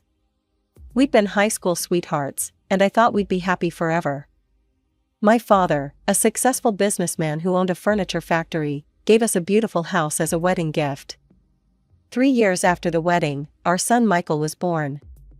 As the years passed, I threw myself into being the perfect housewife and mother. I kept our home spotless, cooked gourmet meals, and made sure Michael had everything he needed. Tom's career as a sales manager wasn't progressing as quickly as he'd hoped. One night, he came home frustrated and angry. "Damn it, Kelly. I can't take this anymore. I'm busting my ass at work, and for what? Pennies." He slammed his fist on the kitchen table, making me jump. "What do you want me to do about it?" I asked, trying to keep my voice calm. Tom's eyes lit up. "Your father. He could give me a job at his factory. A senior position. You could talk to him, couldn't you?" I hesitated.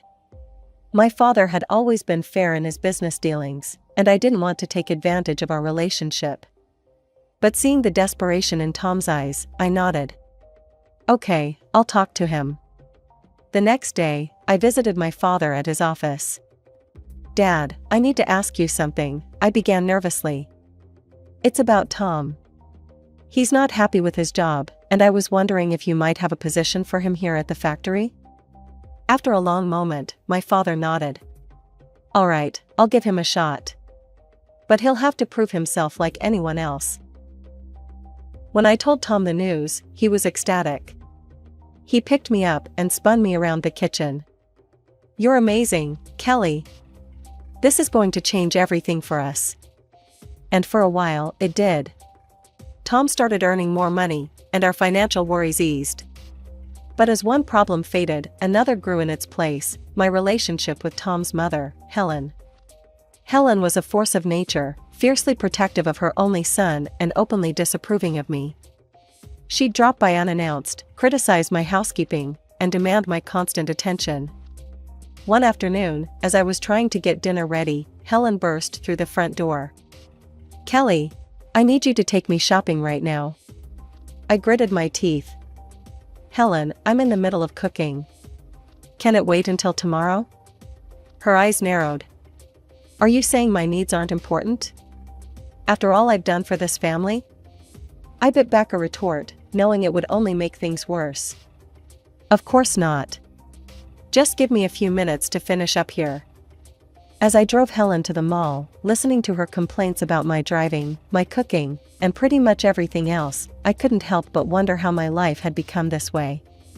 I was an intelligent, capable woman, yet here I was, catering to everyone else's whims while my own dreams gathered dust. One particularly frustrating afternoon, Helen barged into our home unannounced, as usual. "Kelly," she called out, her voice grating on my already frayed nerves. "I'm hungry. Make me something to eat." Biting my tongue, I set aside the laundry and trudged to the kitchen. As I prepared a meal for Helen, she sat at the kitchen table, criticizing my every move. "You're using too much oil," she snapped. "And for heaven's sake, cut those vegetables smaller. Don't you know how to cook properly?" As I placed the finished meal in front of her, I hoped she'd eat quickly and leave. But to my dismay, she packed up all the food I'd prepared and stood up. "I'll be taking this with me," she announced. "I have bridge club tonight, and this will do nicely for snacks." I stared at her in disbelief. "But Helen, that was supposed to be our dinner." "Oh, you can always make more," she said, already heading for the door. "It's not like you have anything better to do with your time." As the door slammed behind her, I sank into a chair, feeling defeated. I glanced at the clock, realizing I now had less than an hour to prepare another meal, before Tom got home from work. When Tom arrived, he found me frantically trying to get dinner on the table. "What's going on?" he asked, loosening his tie. "Why isn't dinner ready?" I explained what had happened with his mother, hoping for some understanding or support. Instead, Tom's face darkened. "Mom was here, and you didn't make her feel welcome?" he demanded. "Kelly, you know how important family is to me. You should have been more accommodating." "Accommodating?" I echoed, incredulous. "Tom, she took our dinner. She treats me like a servant in my own home." Tom shook his head, clearly annoyed. "You're exaggerating. Mom just wants to feel loved and appreciated." "Is that too much to ask?" As we ate the hastily prepared meal in silence, I couldn't help but feel a growing distance between us. Tom, once my high school sweetheart and closest confidant, now felt like a stranger across the dinner table. One evening, Tom came home from work in a foul mood. His face was red with anger as he slammed the front door behind him. "Kelly," he bellowed. "Your father is a tyrant, a despot. He humiliates people and uses them like pawns in his little game." I was taken aback. My father had always been fair and kind in my experience. "What happened?" I asked cautiously. Tom's eyes flashed with fury. "I stood up for an employee today. Your father was treating him unfairly, and I couldn't stand by and watch. And you know what your precious daddy did? He fired me on the spot." My mind reeled. This didn't sound like my father at all. There must be some mistake, I said. Let me talk to Dad and hear his side. No, Tom roared, causing me to flinch. You will not speak to your father. You will not speak to your mother. As far as we're concerned, they no longer exist for us. Do you understand? Trembling, I nodded, too shocked and scared to argue further. In the days that followed, Tom found another job. He started earning well again, but the incident had changed something fundamental in our relationship. The warmth and love I once felt for him was replaced by fear and resentment. Years passed, and our son Michael grew up. He often asked about his grandparents, but Tom would shut down any conversation about them. You have one grandmother, he would say firmly. My mother. That's all you need to know. As Michael prepared to leave for college in another city, I felt a mix of pride and sadness. My baby was growing up, but I couldn't shake the feeling that I was losing the only ally I had in this house. Over the next few years, my life fell into a monotonous routine.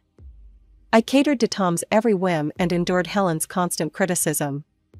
Without Michael as a buffer, their treatment of me grew even more oppressive. One afternoon, as I was scrubbing the kitchen floor under Helen's watchful eye, the phone rang. I reached for it, but Helen snatched it away. I'll answer it, she snapped. You focus on getting that floor clean. I can still see spots. I gritted my teeth and returned to my task, but I couldn't help overhearing Helen's side of the conversation. Yes, this is the residence of Kelly. Who? Her father? Helen's voice dripped with disdain. I'm sorry, but Kelly isn't available to speak with you. Please don't call again. My head snapped up. Wait. I called out, but Helen had already hung up the phone. That was your father, she said coldly. I told him not to contact you again. You should be thanking me for protecting this family from those toxic people. I felt a surge of anger and frustration. You had no right to do that, I said, my voice shaking. He's my father. I should have been allowed to speak to him. Helen's eyes narrowed. You ungrateful little. Just then, Tom walked in. What's going on here? He demanded. Helen immediately put on a hurt expression. Oh, Tom, your wife is being so disrespectful to me. After all I do for this family. Tom turned to me, his face dark with anger. Is this true, Kelly? Are you disrespecting my mother? I opened my mouth to explain, but the words wouldn't come. I realized with a sinking heart that it didn't matter what I said. Tom would always take Helen's side. A year passed since that fateful phone call from my father. Life continued its suffocating routine, with Tom and Helen's control over me growing tighter by the day. Then, on a crisp autumn morning, everything changed. The phone rang while I was preparing breakfast. Tom was in the shower, and Helen hadn't arrived for her daily inspection of my housekeeping. For once, I was able to answer without interference. Hello? I said tentatively. Kelly? Is that you? The voice on the other end was familiar, yet distant, my father's voice. Kelly, it's your mother. She's very ill. The doctors, they don't think she has much time left.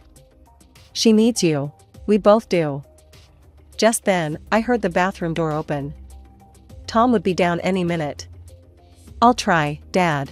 I promise I'll try, I whispered before quickly hanging up. When Tom entered the kitchen, I was fighting to compose myself. Who was that on the phone? He asked suspiciously. I took a deep breath. It was my father. My mother is very ill, Tom. She's dying. I need to go see her.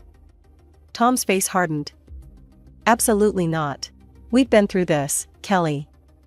Your parents don't exist for us anymore. I felt something snap inside me. For the first time in years, I stood up to him. I'm going, Tom. With or without your permission. She's my mother, and I won't let her die without saying goodbye. Tom's jaw clenched. Fine. One day. That's all you get. And then you come back home where you belong. I nodded, not trusting myself to speak. One day was better than nothing. With shaking hands, I called my son Michael and told him what was happening. To my surprise and relief, he immediately offered to accompany me. The next morning, Michael and I set off for my childhood home. When we arrived, my father met us at the door. He looked older than I remembered, grief etching deep lines in his face. Without a word, he pulled me into a tight embrace. He led us to my mother's room. She lay in bed, pale and frail, but her eyes lit up when she saw me. "Kelly," she whispered, reaching out a trembling hand. "My baby girl." I rushed to her side, clasping her hand in mine. "Mom, I'm here. I'm so sorry. Can you ever forgive me?" She smiled weakly. "There's nothing to forgive, sweetheart. I'm just glad you're here now." We spent the day by her bedside, sharing memories and making up for lost time. As the sun began to set, my mother's breathing became labored. She squeezed my hand and looked into my eyes. "Kelly," she said softly. "Promise me you'll live your life. Really live it. Don't let anyone cage your spirit again." Tears streamed down my face as I nodded. "I promise, Mom. I promise." She smiled one last time, then closed her eyes. Her hand went limp in mine. She was gone. Suddenly, my phone began to ring incessantly. I knew without looking that it was Tom. I answered the call, moving to the hallway for privacy. Tom's voice, sharp with anger, cut through the line. "Where the hell are you, Kelly? You were supposed to be back hours ago." "Tom, I can't leave yet," I stammered, my voice thick with emotion. "My mother just passed away. I need to stay for the funeral." "Absolutely not," he roared. "I told you one day, and that's all you get. If you're not back by tomorrow, don't bother coming back at all." His words hung in the air, a threat and a promise all at once. For a moment, I was tempted to give in, to rush back to the life I knew. But then I remembered my mother's last words, urging me to live my life fully. "Fine," I said, my voice steadier than I felt. "I'm staying." I ended the call before he could respond, my heart pounding. I had just defied Tom for the first time in our married life, and it was both terrifying and exhilarating. The next few days passed in a blur of grief and preparations. On the day of the funeral, as we stood solemnly around my mother's grave, my phone began to ring again. Tom's number flashed on the screen. Without thinking, I pressed the speaker button, if only to quickly silence it. Tom's voice, loud and angry, burst forth for all to hear. "Kelly, this is your last chance," he yelled. "If you don't come home right now, I swear I'll come and drag you back myself. You ungrateful filth, after everything I've done for you." I quickly ended the call, my face burning with shame and anger. The mourners around us looked shocked, and Michael's face was a mask of fury. My father looked more concerned than anything else. He pulled me aside as soon as the service was over. "Kelly," he said gently, "we need to talk." We walked to a quiet corner of the cemetery, and my father took a deep breath. "Sweetheart, there's something you need to know about Tom. Something I should have told you years ago." I listened in stunned silence as my father revealed the truth about why Tom had really left the company all those years ago. It wasn't because he had stood up for an employee. It was because my father had caught him stealing money from the company and clients, manipulating prices, and pocketing the difference. "I fired him to protect the company and our clients," my father explained. "I didn't tell you because I thought you loved him, and I didn't want to come between you. But now, hearing how he speaks to you, seeing what your life has become, I can't stay silent anymore." I felt as if the ground had opened up beneath my feet. All these years, I had believed Tom's lies, allowed him to cut me off from my family, endured his and Helen's emotional abuse. And it had all been based on a lie. "There's more," my father continued, his voice grave. "I recently heard from a friend that Tom's company is under investigation. There are discrepancies, Kelly. I think he might be up to his old tricks again." As the full impact of his words hit me, I felt a strange mix of despair and liberation. The life I had known was crumbling around me, but from its ashes, I saw a chance for a new beginning. The day after the funeral, my father, Michael, and I decided to return to my house. To our surprise, we found the house bustling with activity. Helen's friends were milling about, and the smell of food wafted from the open windows. We walked in to find a full-blown party in progress. Helen, holding a glass of wine, spotted us first. Her eyes narrowed as she took in my father and Michael. "Well, look who finally decided to grace us with her presence," she said, her voice dripping with sarcasm. "You're late, Kelly. My birthday celebration started hours ago." I was momentarily stunned. In all the turmoil of the past few days, I had completely forgotten about Helen's birthday. Before I could respond, she thrust a dirty rag into my hands. "Don't just stand there," she snapped. "Start cleaning up. These tables won't wipe themselves." My father, who had been silently observing, suddenly erupted.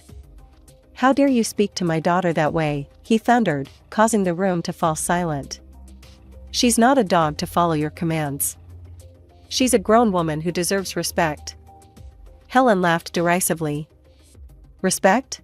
She gave up any right to respect when she married my son. Her family is Tom and me now. You're nothing to her anymore." I watched in disbelief as my father and Helen argued, their voices rising. The party guests looked uncomfortable, unsure whether to leave or stay. Suddenly, Tom burst into the room. "What the hell is going on here?" he demanded, his eyes locking onto me. "Kelly, why aren't you serving the guests? And what are they doing here?" He gestured angrily towards my father and Michael. Something inside me snapped. Years of pent-up frustration and anger came pouring out. "No, Tom," I said, my voice steady and clear. "I'm not serving anyone. I'm not cleaning up. And I'm not staying silent anymore." The room had gone deathly quiet. Even Helen seemed at a loss for words. "I know the truth, Tom," I continued, pulling out the divorce papers I had hastily prepared. "I know why you really left my father's company. And I'm done. I want a divorce." For a moment, Tom looked like he might lunge at me. But then, perhaps realizing he was outnumbered, he deflated. "Fine," he snarled. "Take your divorce. But don't think you'll get a penny from me."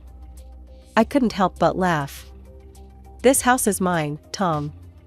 My father gave it to us as a wedding gift, remember? You're the one who needs to leave." Tom and Helen left shortly after, shooting venomous glares our way. As the door closed behind them, I sank onto the couch, suddenly exhausted. Michael, who had been quietly observing everything, finally spoke up. "Mom, why didn't you tell me things were so bad?" "I'm sorry, Michael," I said. "I thought I was protecting you. But I realize now that I was just teaching you the wrong lessons about love and respect." In the weeks that followed, my life transformed dramatically. The divorce proceedings began, and I threw myself into rebuilding my life. My father, true to his word, stood by me every step of the way. One afternoon, as we sat in his study discussing the future, my father broached a subject I hadn't expected.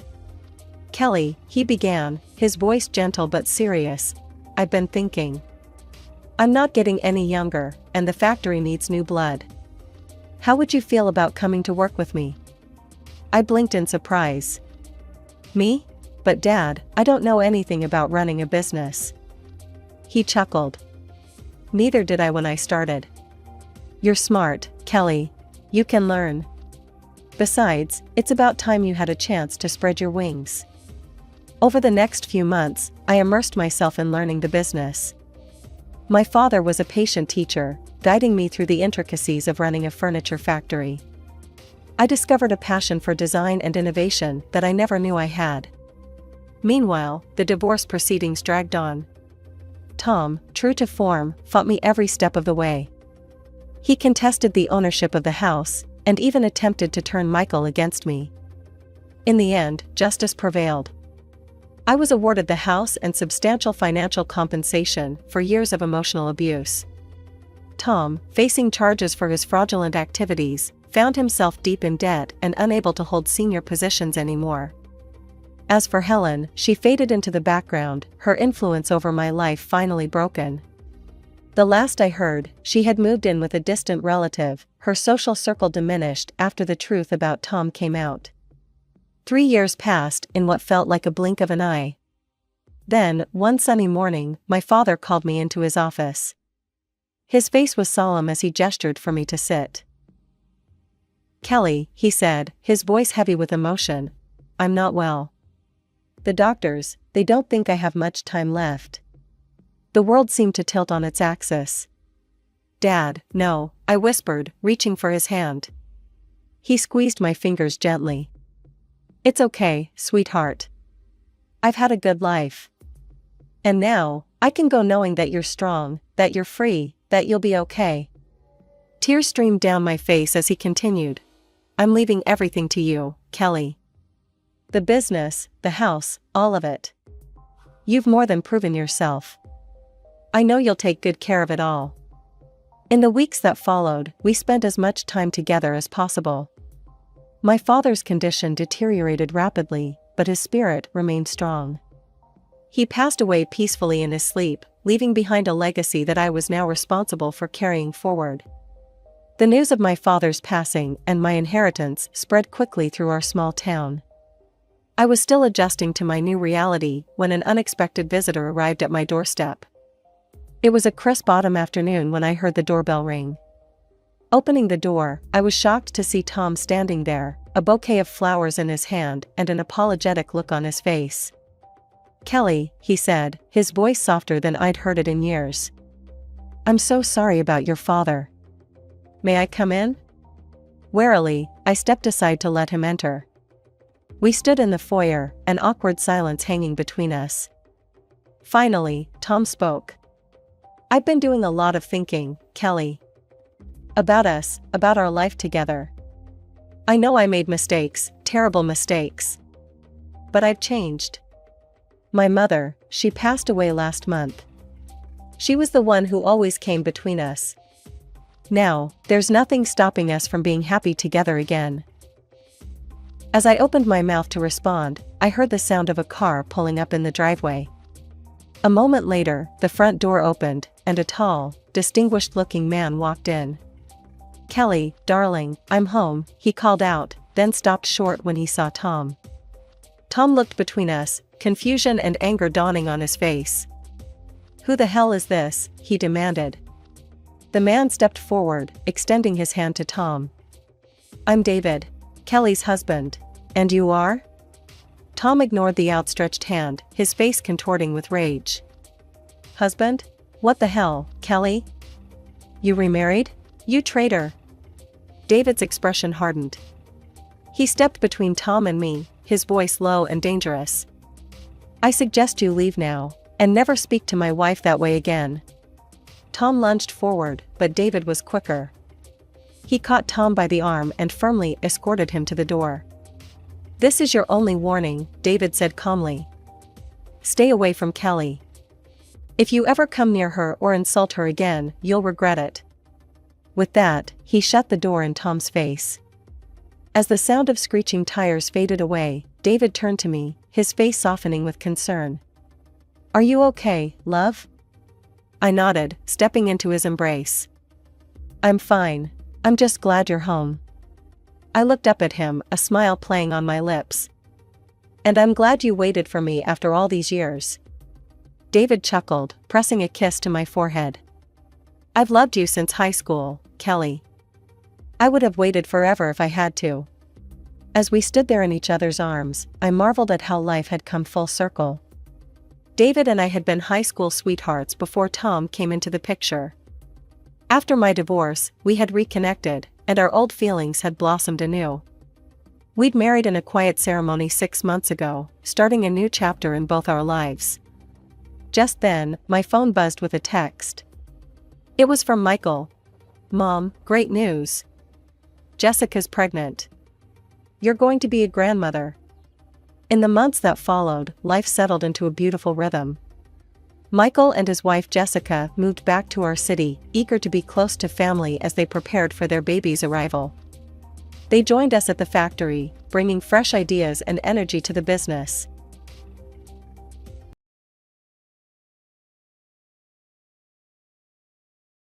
My name is Erica, and I never thought I'd be caught up in a family drama that would change my life forever. At 29, I was living a pretty ordinary life in the city. For the past 5 years, I'd been working as a secretary at Global Tech, a big corporation downtown. It wasn't glamorous, but it paid the bills for my small rented apartment. Weekends were my escape. I'd throw myself into dance classes, losing myself in the rhythm and forgetting about the pile of paperwork waiting for me on Monday. It wasn't much, but it was my life, and I was content. Family, though? That was complicated. I had a younger sister, Emily, who'd always been the golden child. From the day she was born, our mother doted on her like she was made of spun sugar. Dad, well, he just fell in line with whatever Mom wanted. It was always Emily this and Emily that. I tried not to be bitter, but it was hard not to feel like a shadow in my own family. As years went by, the distance between us grew. Phone calls became less frequent, visits even more so. I'd see pictures on social media of family gatherings I wasn't invited to, Emily always front and center, beaming with our parents. It stung, but I told myself I was better off focusing on my own life. That's why I nearly dropped my phone when Mom's number flashed on my screen one Tuesday evening. I hesitated before answering, bracing myself for whatever drama might be on the other end. Erica, it's your mother, her voice crackled through the speaker. Hi, Mom, I replied, trying to keep my tone neutral. Is everything okay? Your father wants to see you, she said, cutting straight to the chase. Can you come to the house this weekend? Saturday at 2 p.m. Don't be late. And with that, she hung up. I stared at my phone, a mix of emotions swirling inside me. What could be so important that Dad wanted to see me after all this time? Part of me wanted to ignore the invitation, to protect myself from inevitable disappointment. But curiosity won out. I'd go, if only to find out what was going on. As I stood outside my parents' expensive home that Saturday, I took a deep breath. The house looked the same as always, a monument to my parents' success and a reminder of the life I'd never quite fit into. I rang the doorbell, half expecting no one to answer, half hoping no one would. The door swung open, and there stood my mother, her face a mask of polite indifference. You're here, she said, stepping aside to let me in. Everyone's in the living room. Seated in the plush living room were my father, looking pale and drawn, my sister Emily, and her husband, James. The atmosphere was tense, thick with unspoken words and hidden agendas. I perched on the edge of an armchair, feeling like an outsider in my own family home. Up close, I could see how ill Dad looked. His skin was pale, almost translucent, and his eyes seemed sunken. A chill ran down my spine as I realized this wasn't just a casual family gathering. I've got something to tell you all, Dad continued, his gaze sweeping across the room. I'm terminally ill. The doctors say I don't have much time left.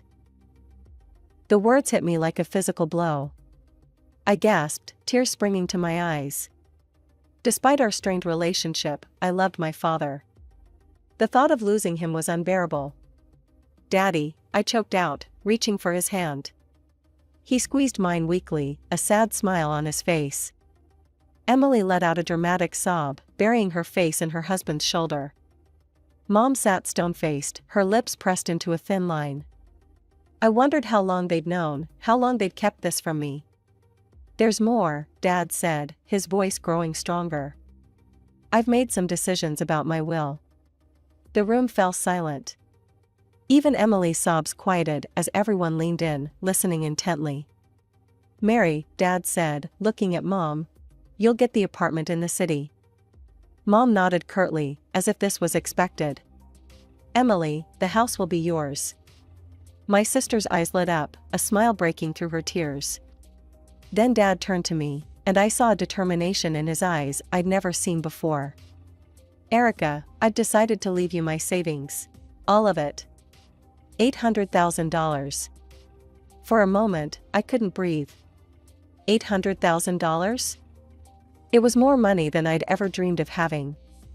But more than that, it felt like acknowledgement, a way of making up for years of being overlooked. The silence that followed was deafening. Then, all hell broke loose. Emily jumped to her feet, her face contorted with rage. "Dad, that's not fair. Eric is barely even part of this family anymore." "She doesn't deserve it," Mom hissed, glaring at me as if I'd somehow orchestrated this. "John, you need to exclude her from the will. Now."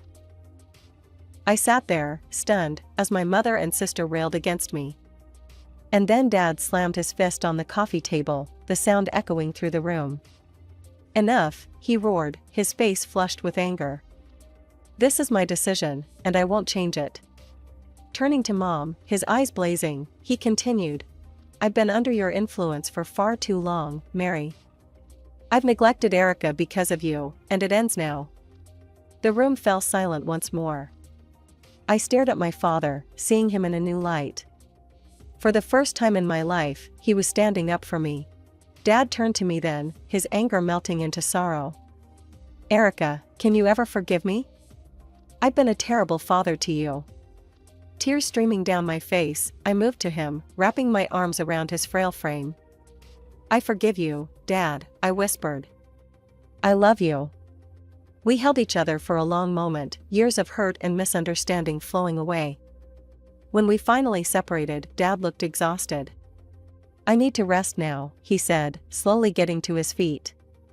"Erica, thank you for coming." As Dad left the room, the atmosphere shifted palpably.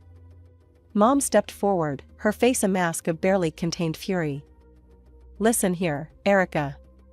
You need to do the right thing and give up your share of the inheritance." "No," I said, my voice stronger than I felt. "I won't give it up. Dad wants me to have it, and I'm respecting his wishes." Emily's face contorted with rage. She stepped closer, her finger jabbing at my chest. "You'll regret this, Erica. Mark my words." Over the next 2 weeks, my phone buzzed constantly with messages from Mom and Emily. Each one demanded I give up the inheritance, their tone growing increasingly hostile and threatening. I ignored them all, focusing on work and my dance classes, trying to find some semblance of normalcy. Then, on a gray Tuesday morning, I got the call I'd been dreading. Dad had passed away in his sleep. The funeral was a blur of black clothes and somber faces. Mom and Emily put on a show of grief, wailing dramatically and clutching each other. I noticed Emily wearing an obscenely expensive necklace and bracelet set, the diamonds catching the light as she dabbed at her dry eyes. After the service, we gathered at the house. I watched in disgust as Emily made a show of removing her jewelry, tucking it into her purse with exaggerated care. As the last of the guests trickled out, I gathered my things, eager to escape. That's when all hell broke loose. "My jewelry!" Emily shrieked, her hands flying to her face in mock horror. "It's gone. Someone's stolen it." Mom's eyes locked onto me, her gaze accusing. Well. Isn't it convenient that the only person who's been here all day is the one who stands to gain so much? I felt the blood drain from my face as I realized what was happening. They were setting me up. "You can't be serious," I sputtered. "I didn't take anything." Emily's husband stepped forward, his voice oozing false concern. "Then you won't mind showing us what's in your purse, right, Erica?" I clutched my bag tighter, my mind racing. I knew I was innocent, but something told me that wouldn't matter if I opened my purse. "No," I said firmly. "I don't have to prove anything to you." Emily's husband pulled out his phone. "Then you leave me no choice. I'm calling the police." As he dialed, I saw a triumphant smirk flash across Emily's face. In that moment, I realized just how far they were willing to go to get what they wanted. I stood frozen, my heart pounding, as 2 officers entered the house. Emily immediately launched into a tearful account of her stolen jewelry, painting herself as the grieving daughter, victimized on the day of her father's funeral. "Officers," Emily's husband said, his voice dripping with false concern, "we have reason to believe Erica may have taken the jewelry. She's refusing to show us the contents of her purse." The older of the 2 officers turned to me, his face impassive. Ma'am, would you mind opening your purse for us? I felt trapped, knowing that whatever happened next would not end well for me. With shaking hands, I opened my purse. The officer looked inside, and his expression hardened. Ma'am, I'm going to have to ask you to come with us, he said, reaching into my purse and pulling out Emily's necklace and bracelet. The world seemed to tilt on its axis. This isn't possible, I stammered. I didn't take these. I'm being set up. But my protests fell on deaf ears. Mom and Emily launched into a tirade, calling me a thief, a liar, hurling insults that cut deeper than any knife. As the officers led me out, I caught a glimpse of Emily's smug smile, hidden behind her hand as she pretended to sob. At the police station, I sat in a stark interrogation room, still in my funeral clothes, trying to make sense of what had happened. Hours passed, and then the door opened. To my surprise, it was my mother who walked in, not a police officer. She dismissed the officer standing guard, insisting on speaking to me alone. As soon as the door closed behind her, Mom's demeanor changed entirely. Gone was the grieving widow, replaced by a cold, calculating woman I barely recognized. Listen carefully, Erica, she hissed, leaning close. You have one chance to fix this mess. Give up the inheritance. Sign it over to Emily, and all of this goes away. The charges, the scandal, everything. I stared at her, disbelief warring with a growing sense of betrayal. You set me up? Your own daughter? Mom's laugh was harsh and humorless. Oh, please. You stopped being part of this family long ago. Now, you have a choice. Give up the money, or we'll make sure you go to prison. Think about it, Erica. A thief who stole from her own sister at their father's funeral? Your reputation will be ruined. You'll lose everything. I felt sick to my stomach, the full weight of their betrayal crashing down on me. No, I said, my voice barely above a whisper. I won't do it. I didn't steal anything, and I won't let you blackmail me. Mom's eyes flashed with anger. You ungrateful little rat, she spat. I hope you enjoy prison. Everyone will know what you did, stealing from your own family. You'll be nothing but a criminal, a disgrace. With that, she turned on her heel and left, slamming the door behind her. I sat there, stunned, tears streaming down my face as the reality of my situation sank in. I was released on bail later that night, stumbling out of the police station into the cool night air. My phone buzzed, a message from my boss at Global Tech. My stomach dropped as I read it. Erica, I've heard some disturbing rumors. Until the situation is resolved, I think it's best you take some time off. Paid leave, of course. I believe in your innocence, but we need to protect the company's reputation. Take care.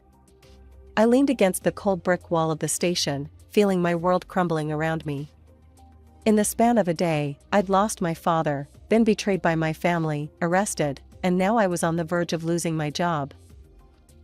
The next morning, I woke up with a renewed sense of purpose.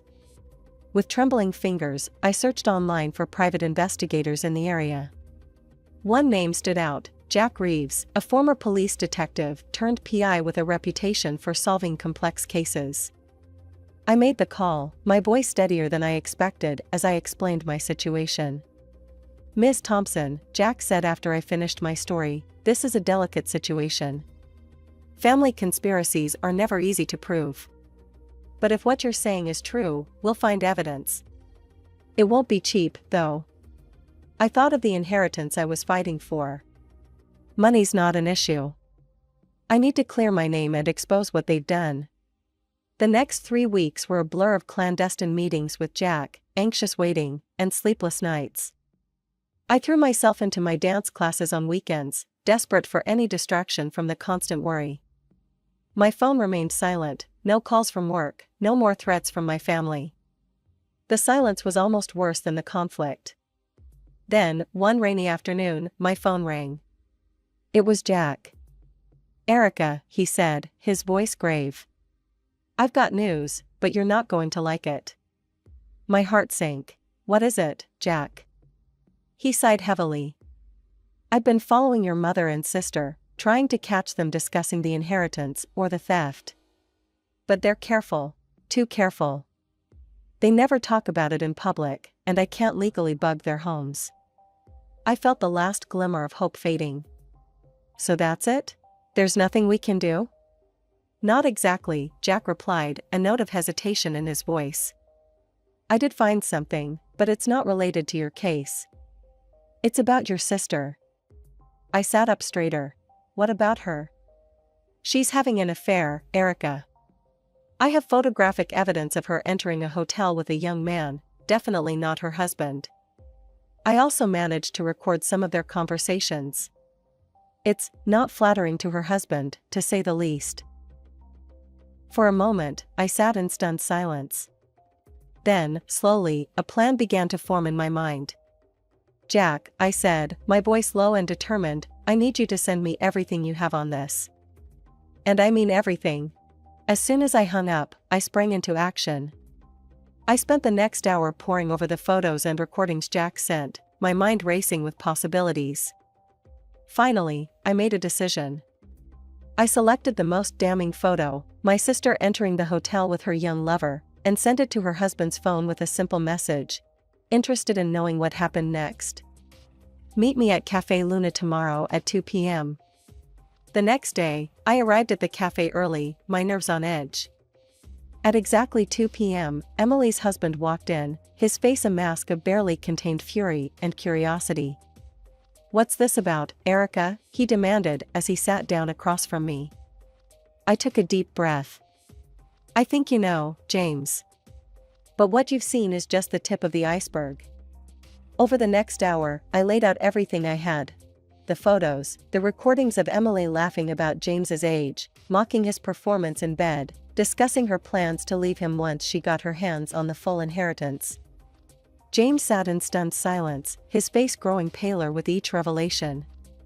When I finished, he looked up at me, his eyes blazing with a mixture of pain and rage. What do you want? He asked, his voice hoarse. I leaned forward. I want justice, James. And I think you do too. Help me prove that they framed me, and we can both get what we deserve. A few days after my meeting with James, my phone buzzed with a message. It was from him, containing several audio files. My heart raced as I pressed play on the first one. Emily's voice filled the air. Can you believe how easy it was to plant that jewelry in Erica's purse? My mother's laughter followed. I know. The look on her face when the police found it was priceless. Well, she'll have no choice but to give it up now. I listened to file after file, each one filled with their callous plotting and cruel laughter. A mix of vindication and disgust washed over me. Finally, I had the proof I needed. The day of the will reading arrived quickly. I entered the notary's office, my stomach in knots, but my resolve firm. Mom and Emily were already there, shooting me smug looks. James sat quietly in the corner, giving me an almost imperceptible nod. The notary, a thin man with wire-rimmed glasses, cleared his throat. Let's begin, he said, unfolding the document before him. He read through the will, detailing the distribution of assets, just as Dad had explained that day at the house. As he finished, I stood up. If I may, I said, my voice steadier than I felt, there's something I need to address before we conclude. Mom's eyes lit up, and she nodded approvingly. I'm glad you've finally come to your senses, Erica. I knew you'd make the right decision and give up the inheritance. Mom and Emily exchanged triumphant glances, their faces beaming with anticipation. But I was about to disappoint them. I'm afraid you've misunderstood, I said, pulling out my phone. I think you'll all want to hear this. I pressed play, and the room filled with their voices, gleefully discussing how they had framed me for theft. As the recording played, I watched the color drain from their faces. Emily let out a strangled gasp, while Mom sat rigid, her lips pressed into a thin line. When it ended, chaos erupted. You lying scum! Emily screeched, lunging towards me. How dare you! Mom hissed, her composure cracking. You ungrateful, scheming. I recorded those conversations. James suddenly spoke up, his voice cutting through the commotion. The room descended into madness. Emily was screaming at James, Mom was hurling insults at me, and I stood there, watching it all unfold. Silence. The notary's voice boomed, startling us all into quiet. This is a legal proceeding, not a circus. Everyone will calm down this instant, or I'll have you all removed. As the notary's words echoed through the room, a heavy silence fell. It was broken by James, who stood up abruptly, his face a mask of barely contained fury.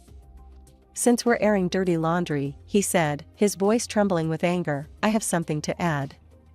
He reached into his jacket and pulled out a photograph, slapping it down on the table in front of Emily.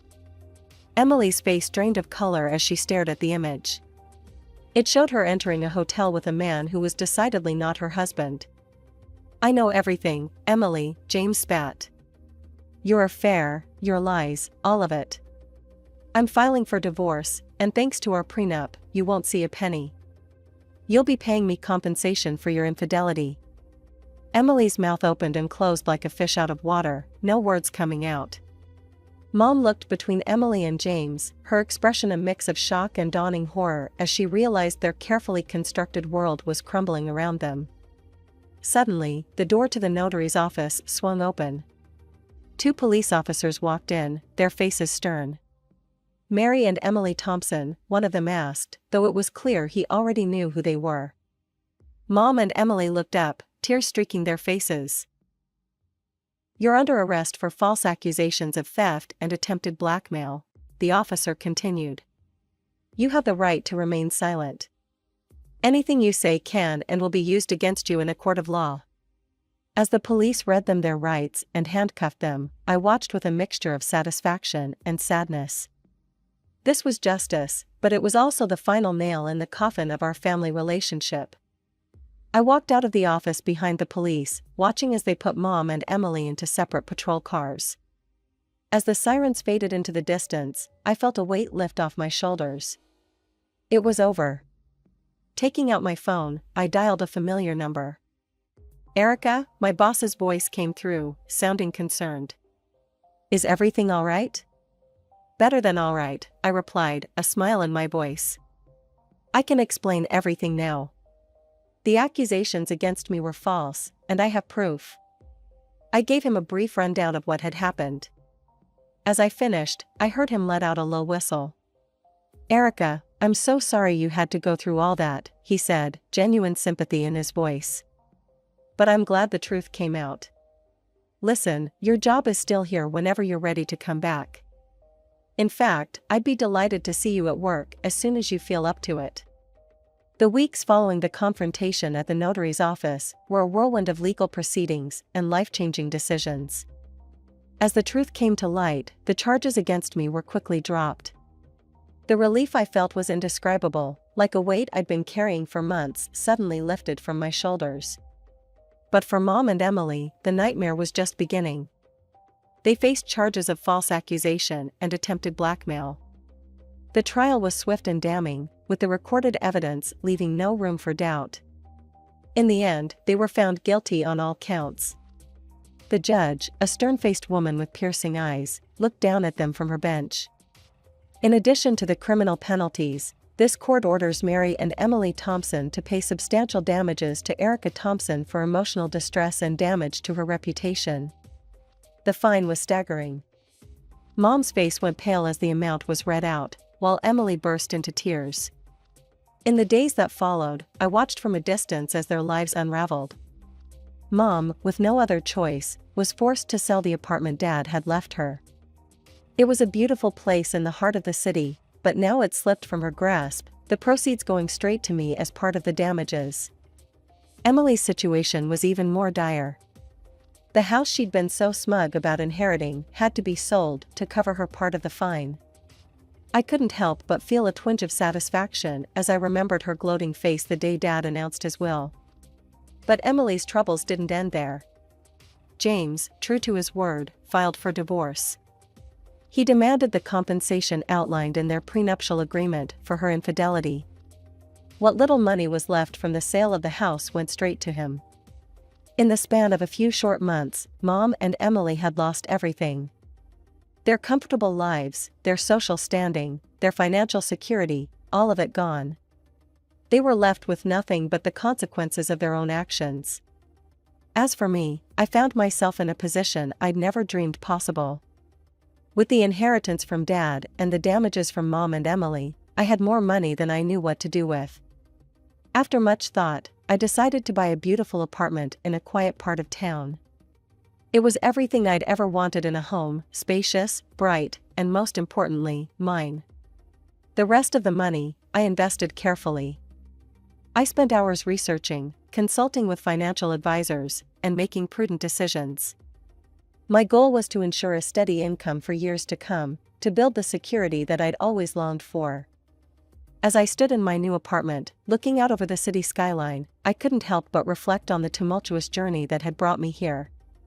The pain, the betrayal, the fight for justice, it had all led to this moment. I thought of Mom and Emily, now struggling to make ends meet.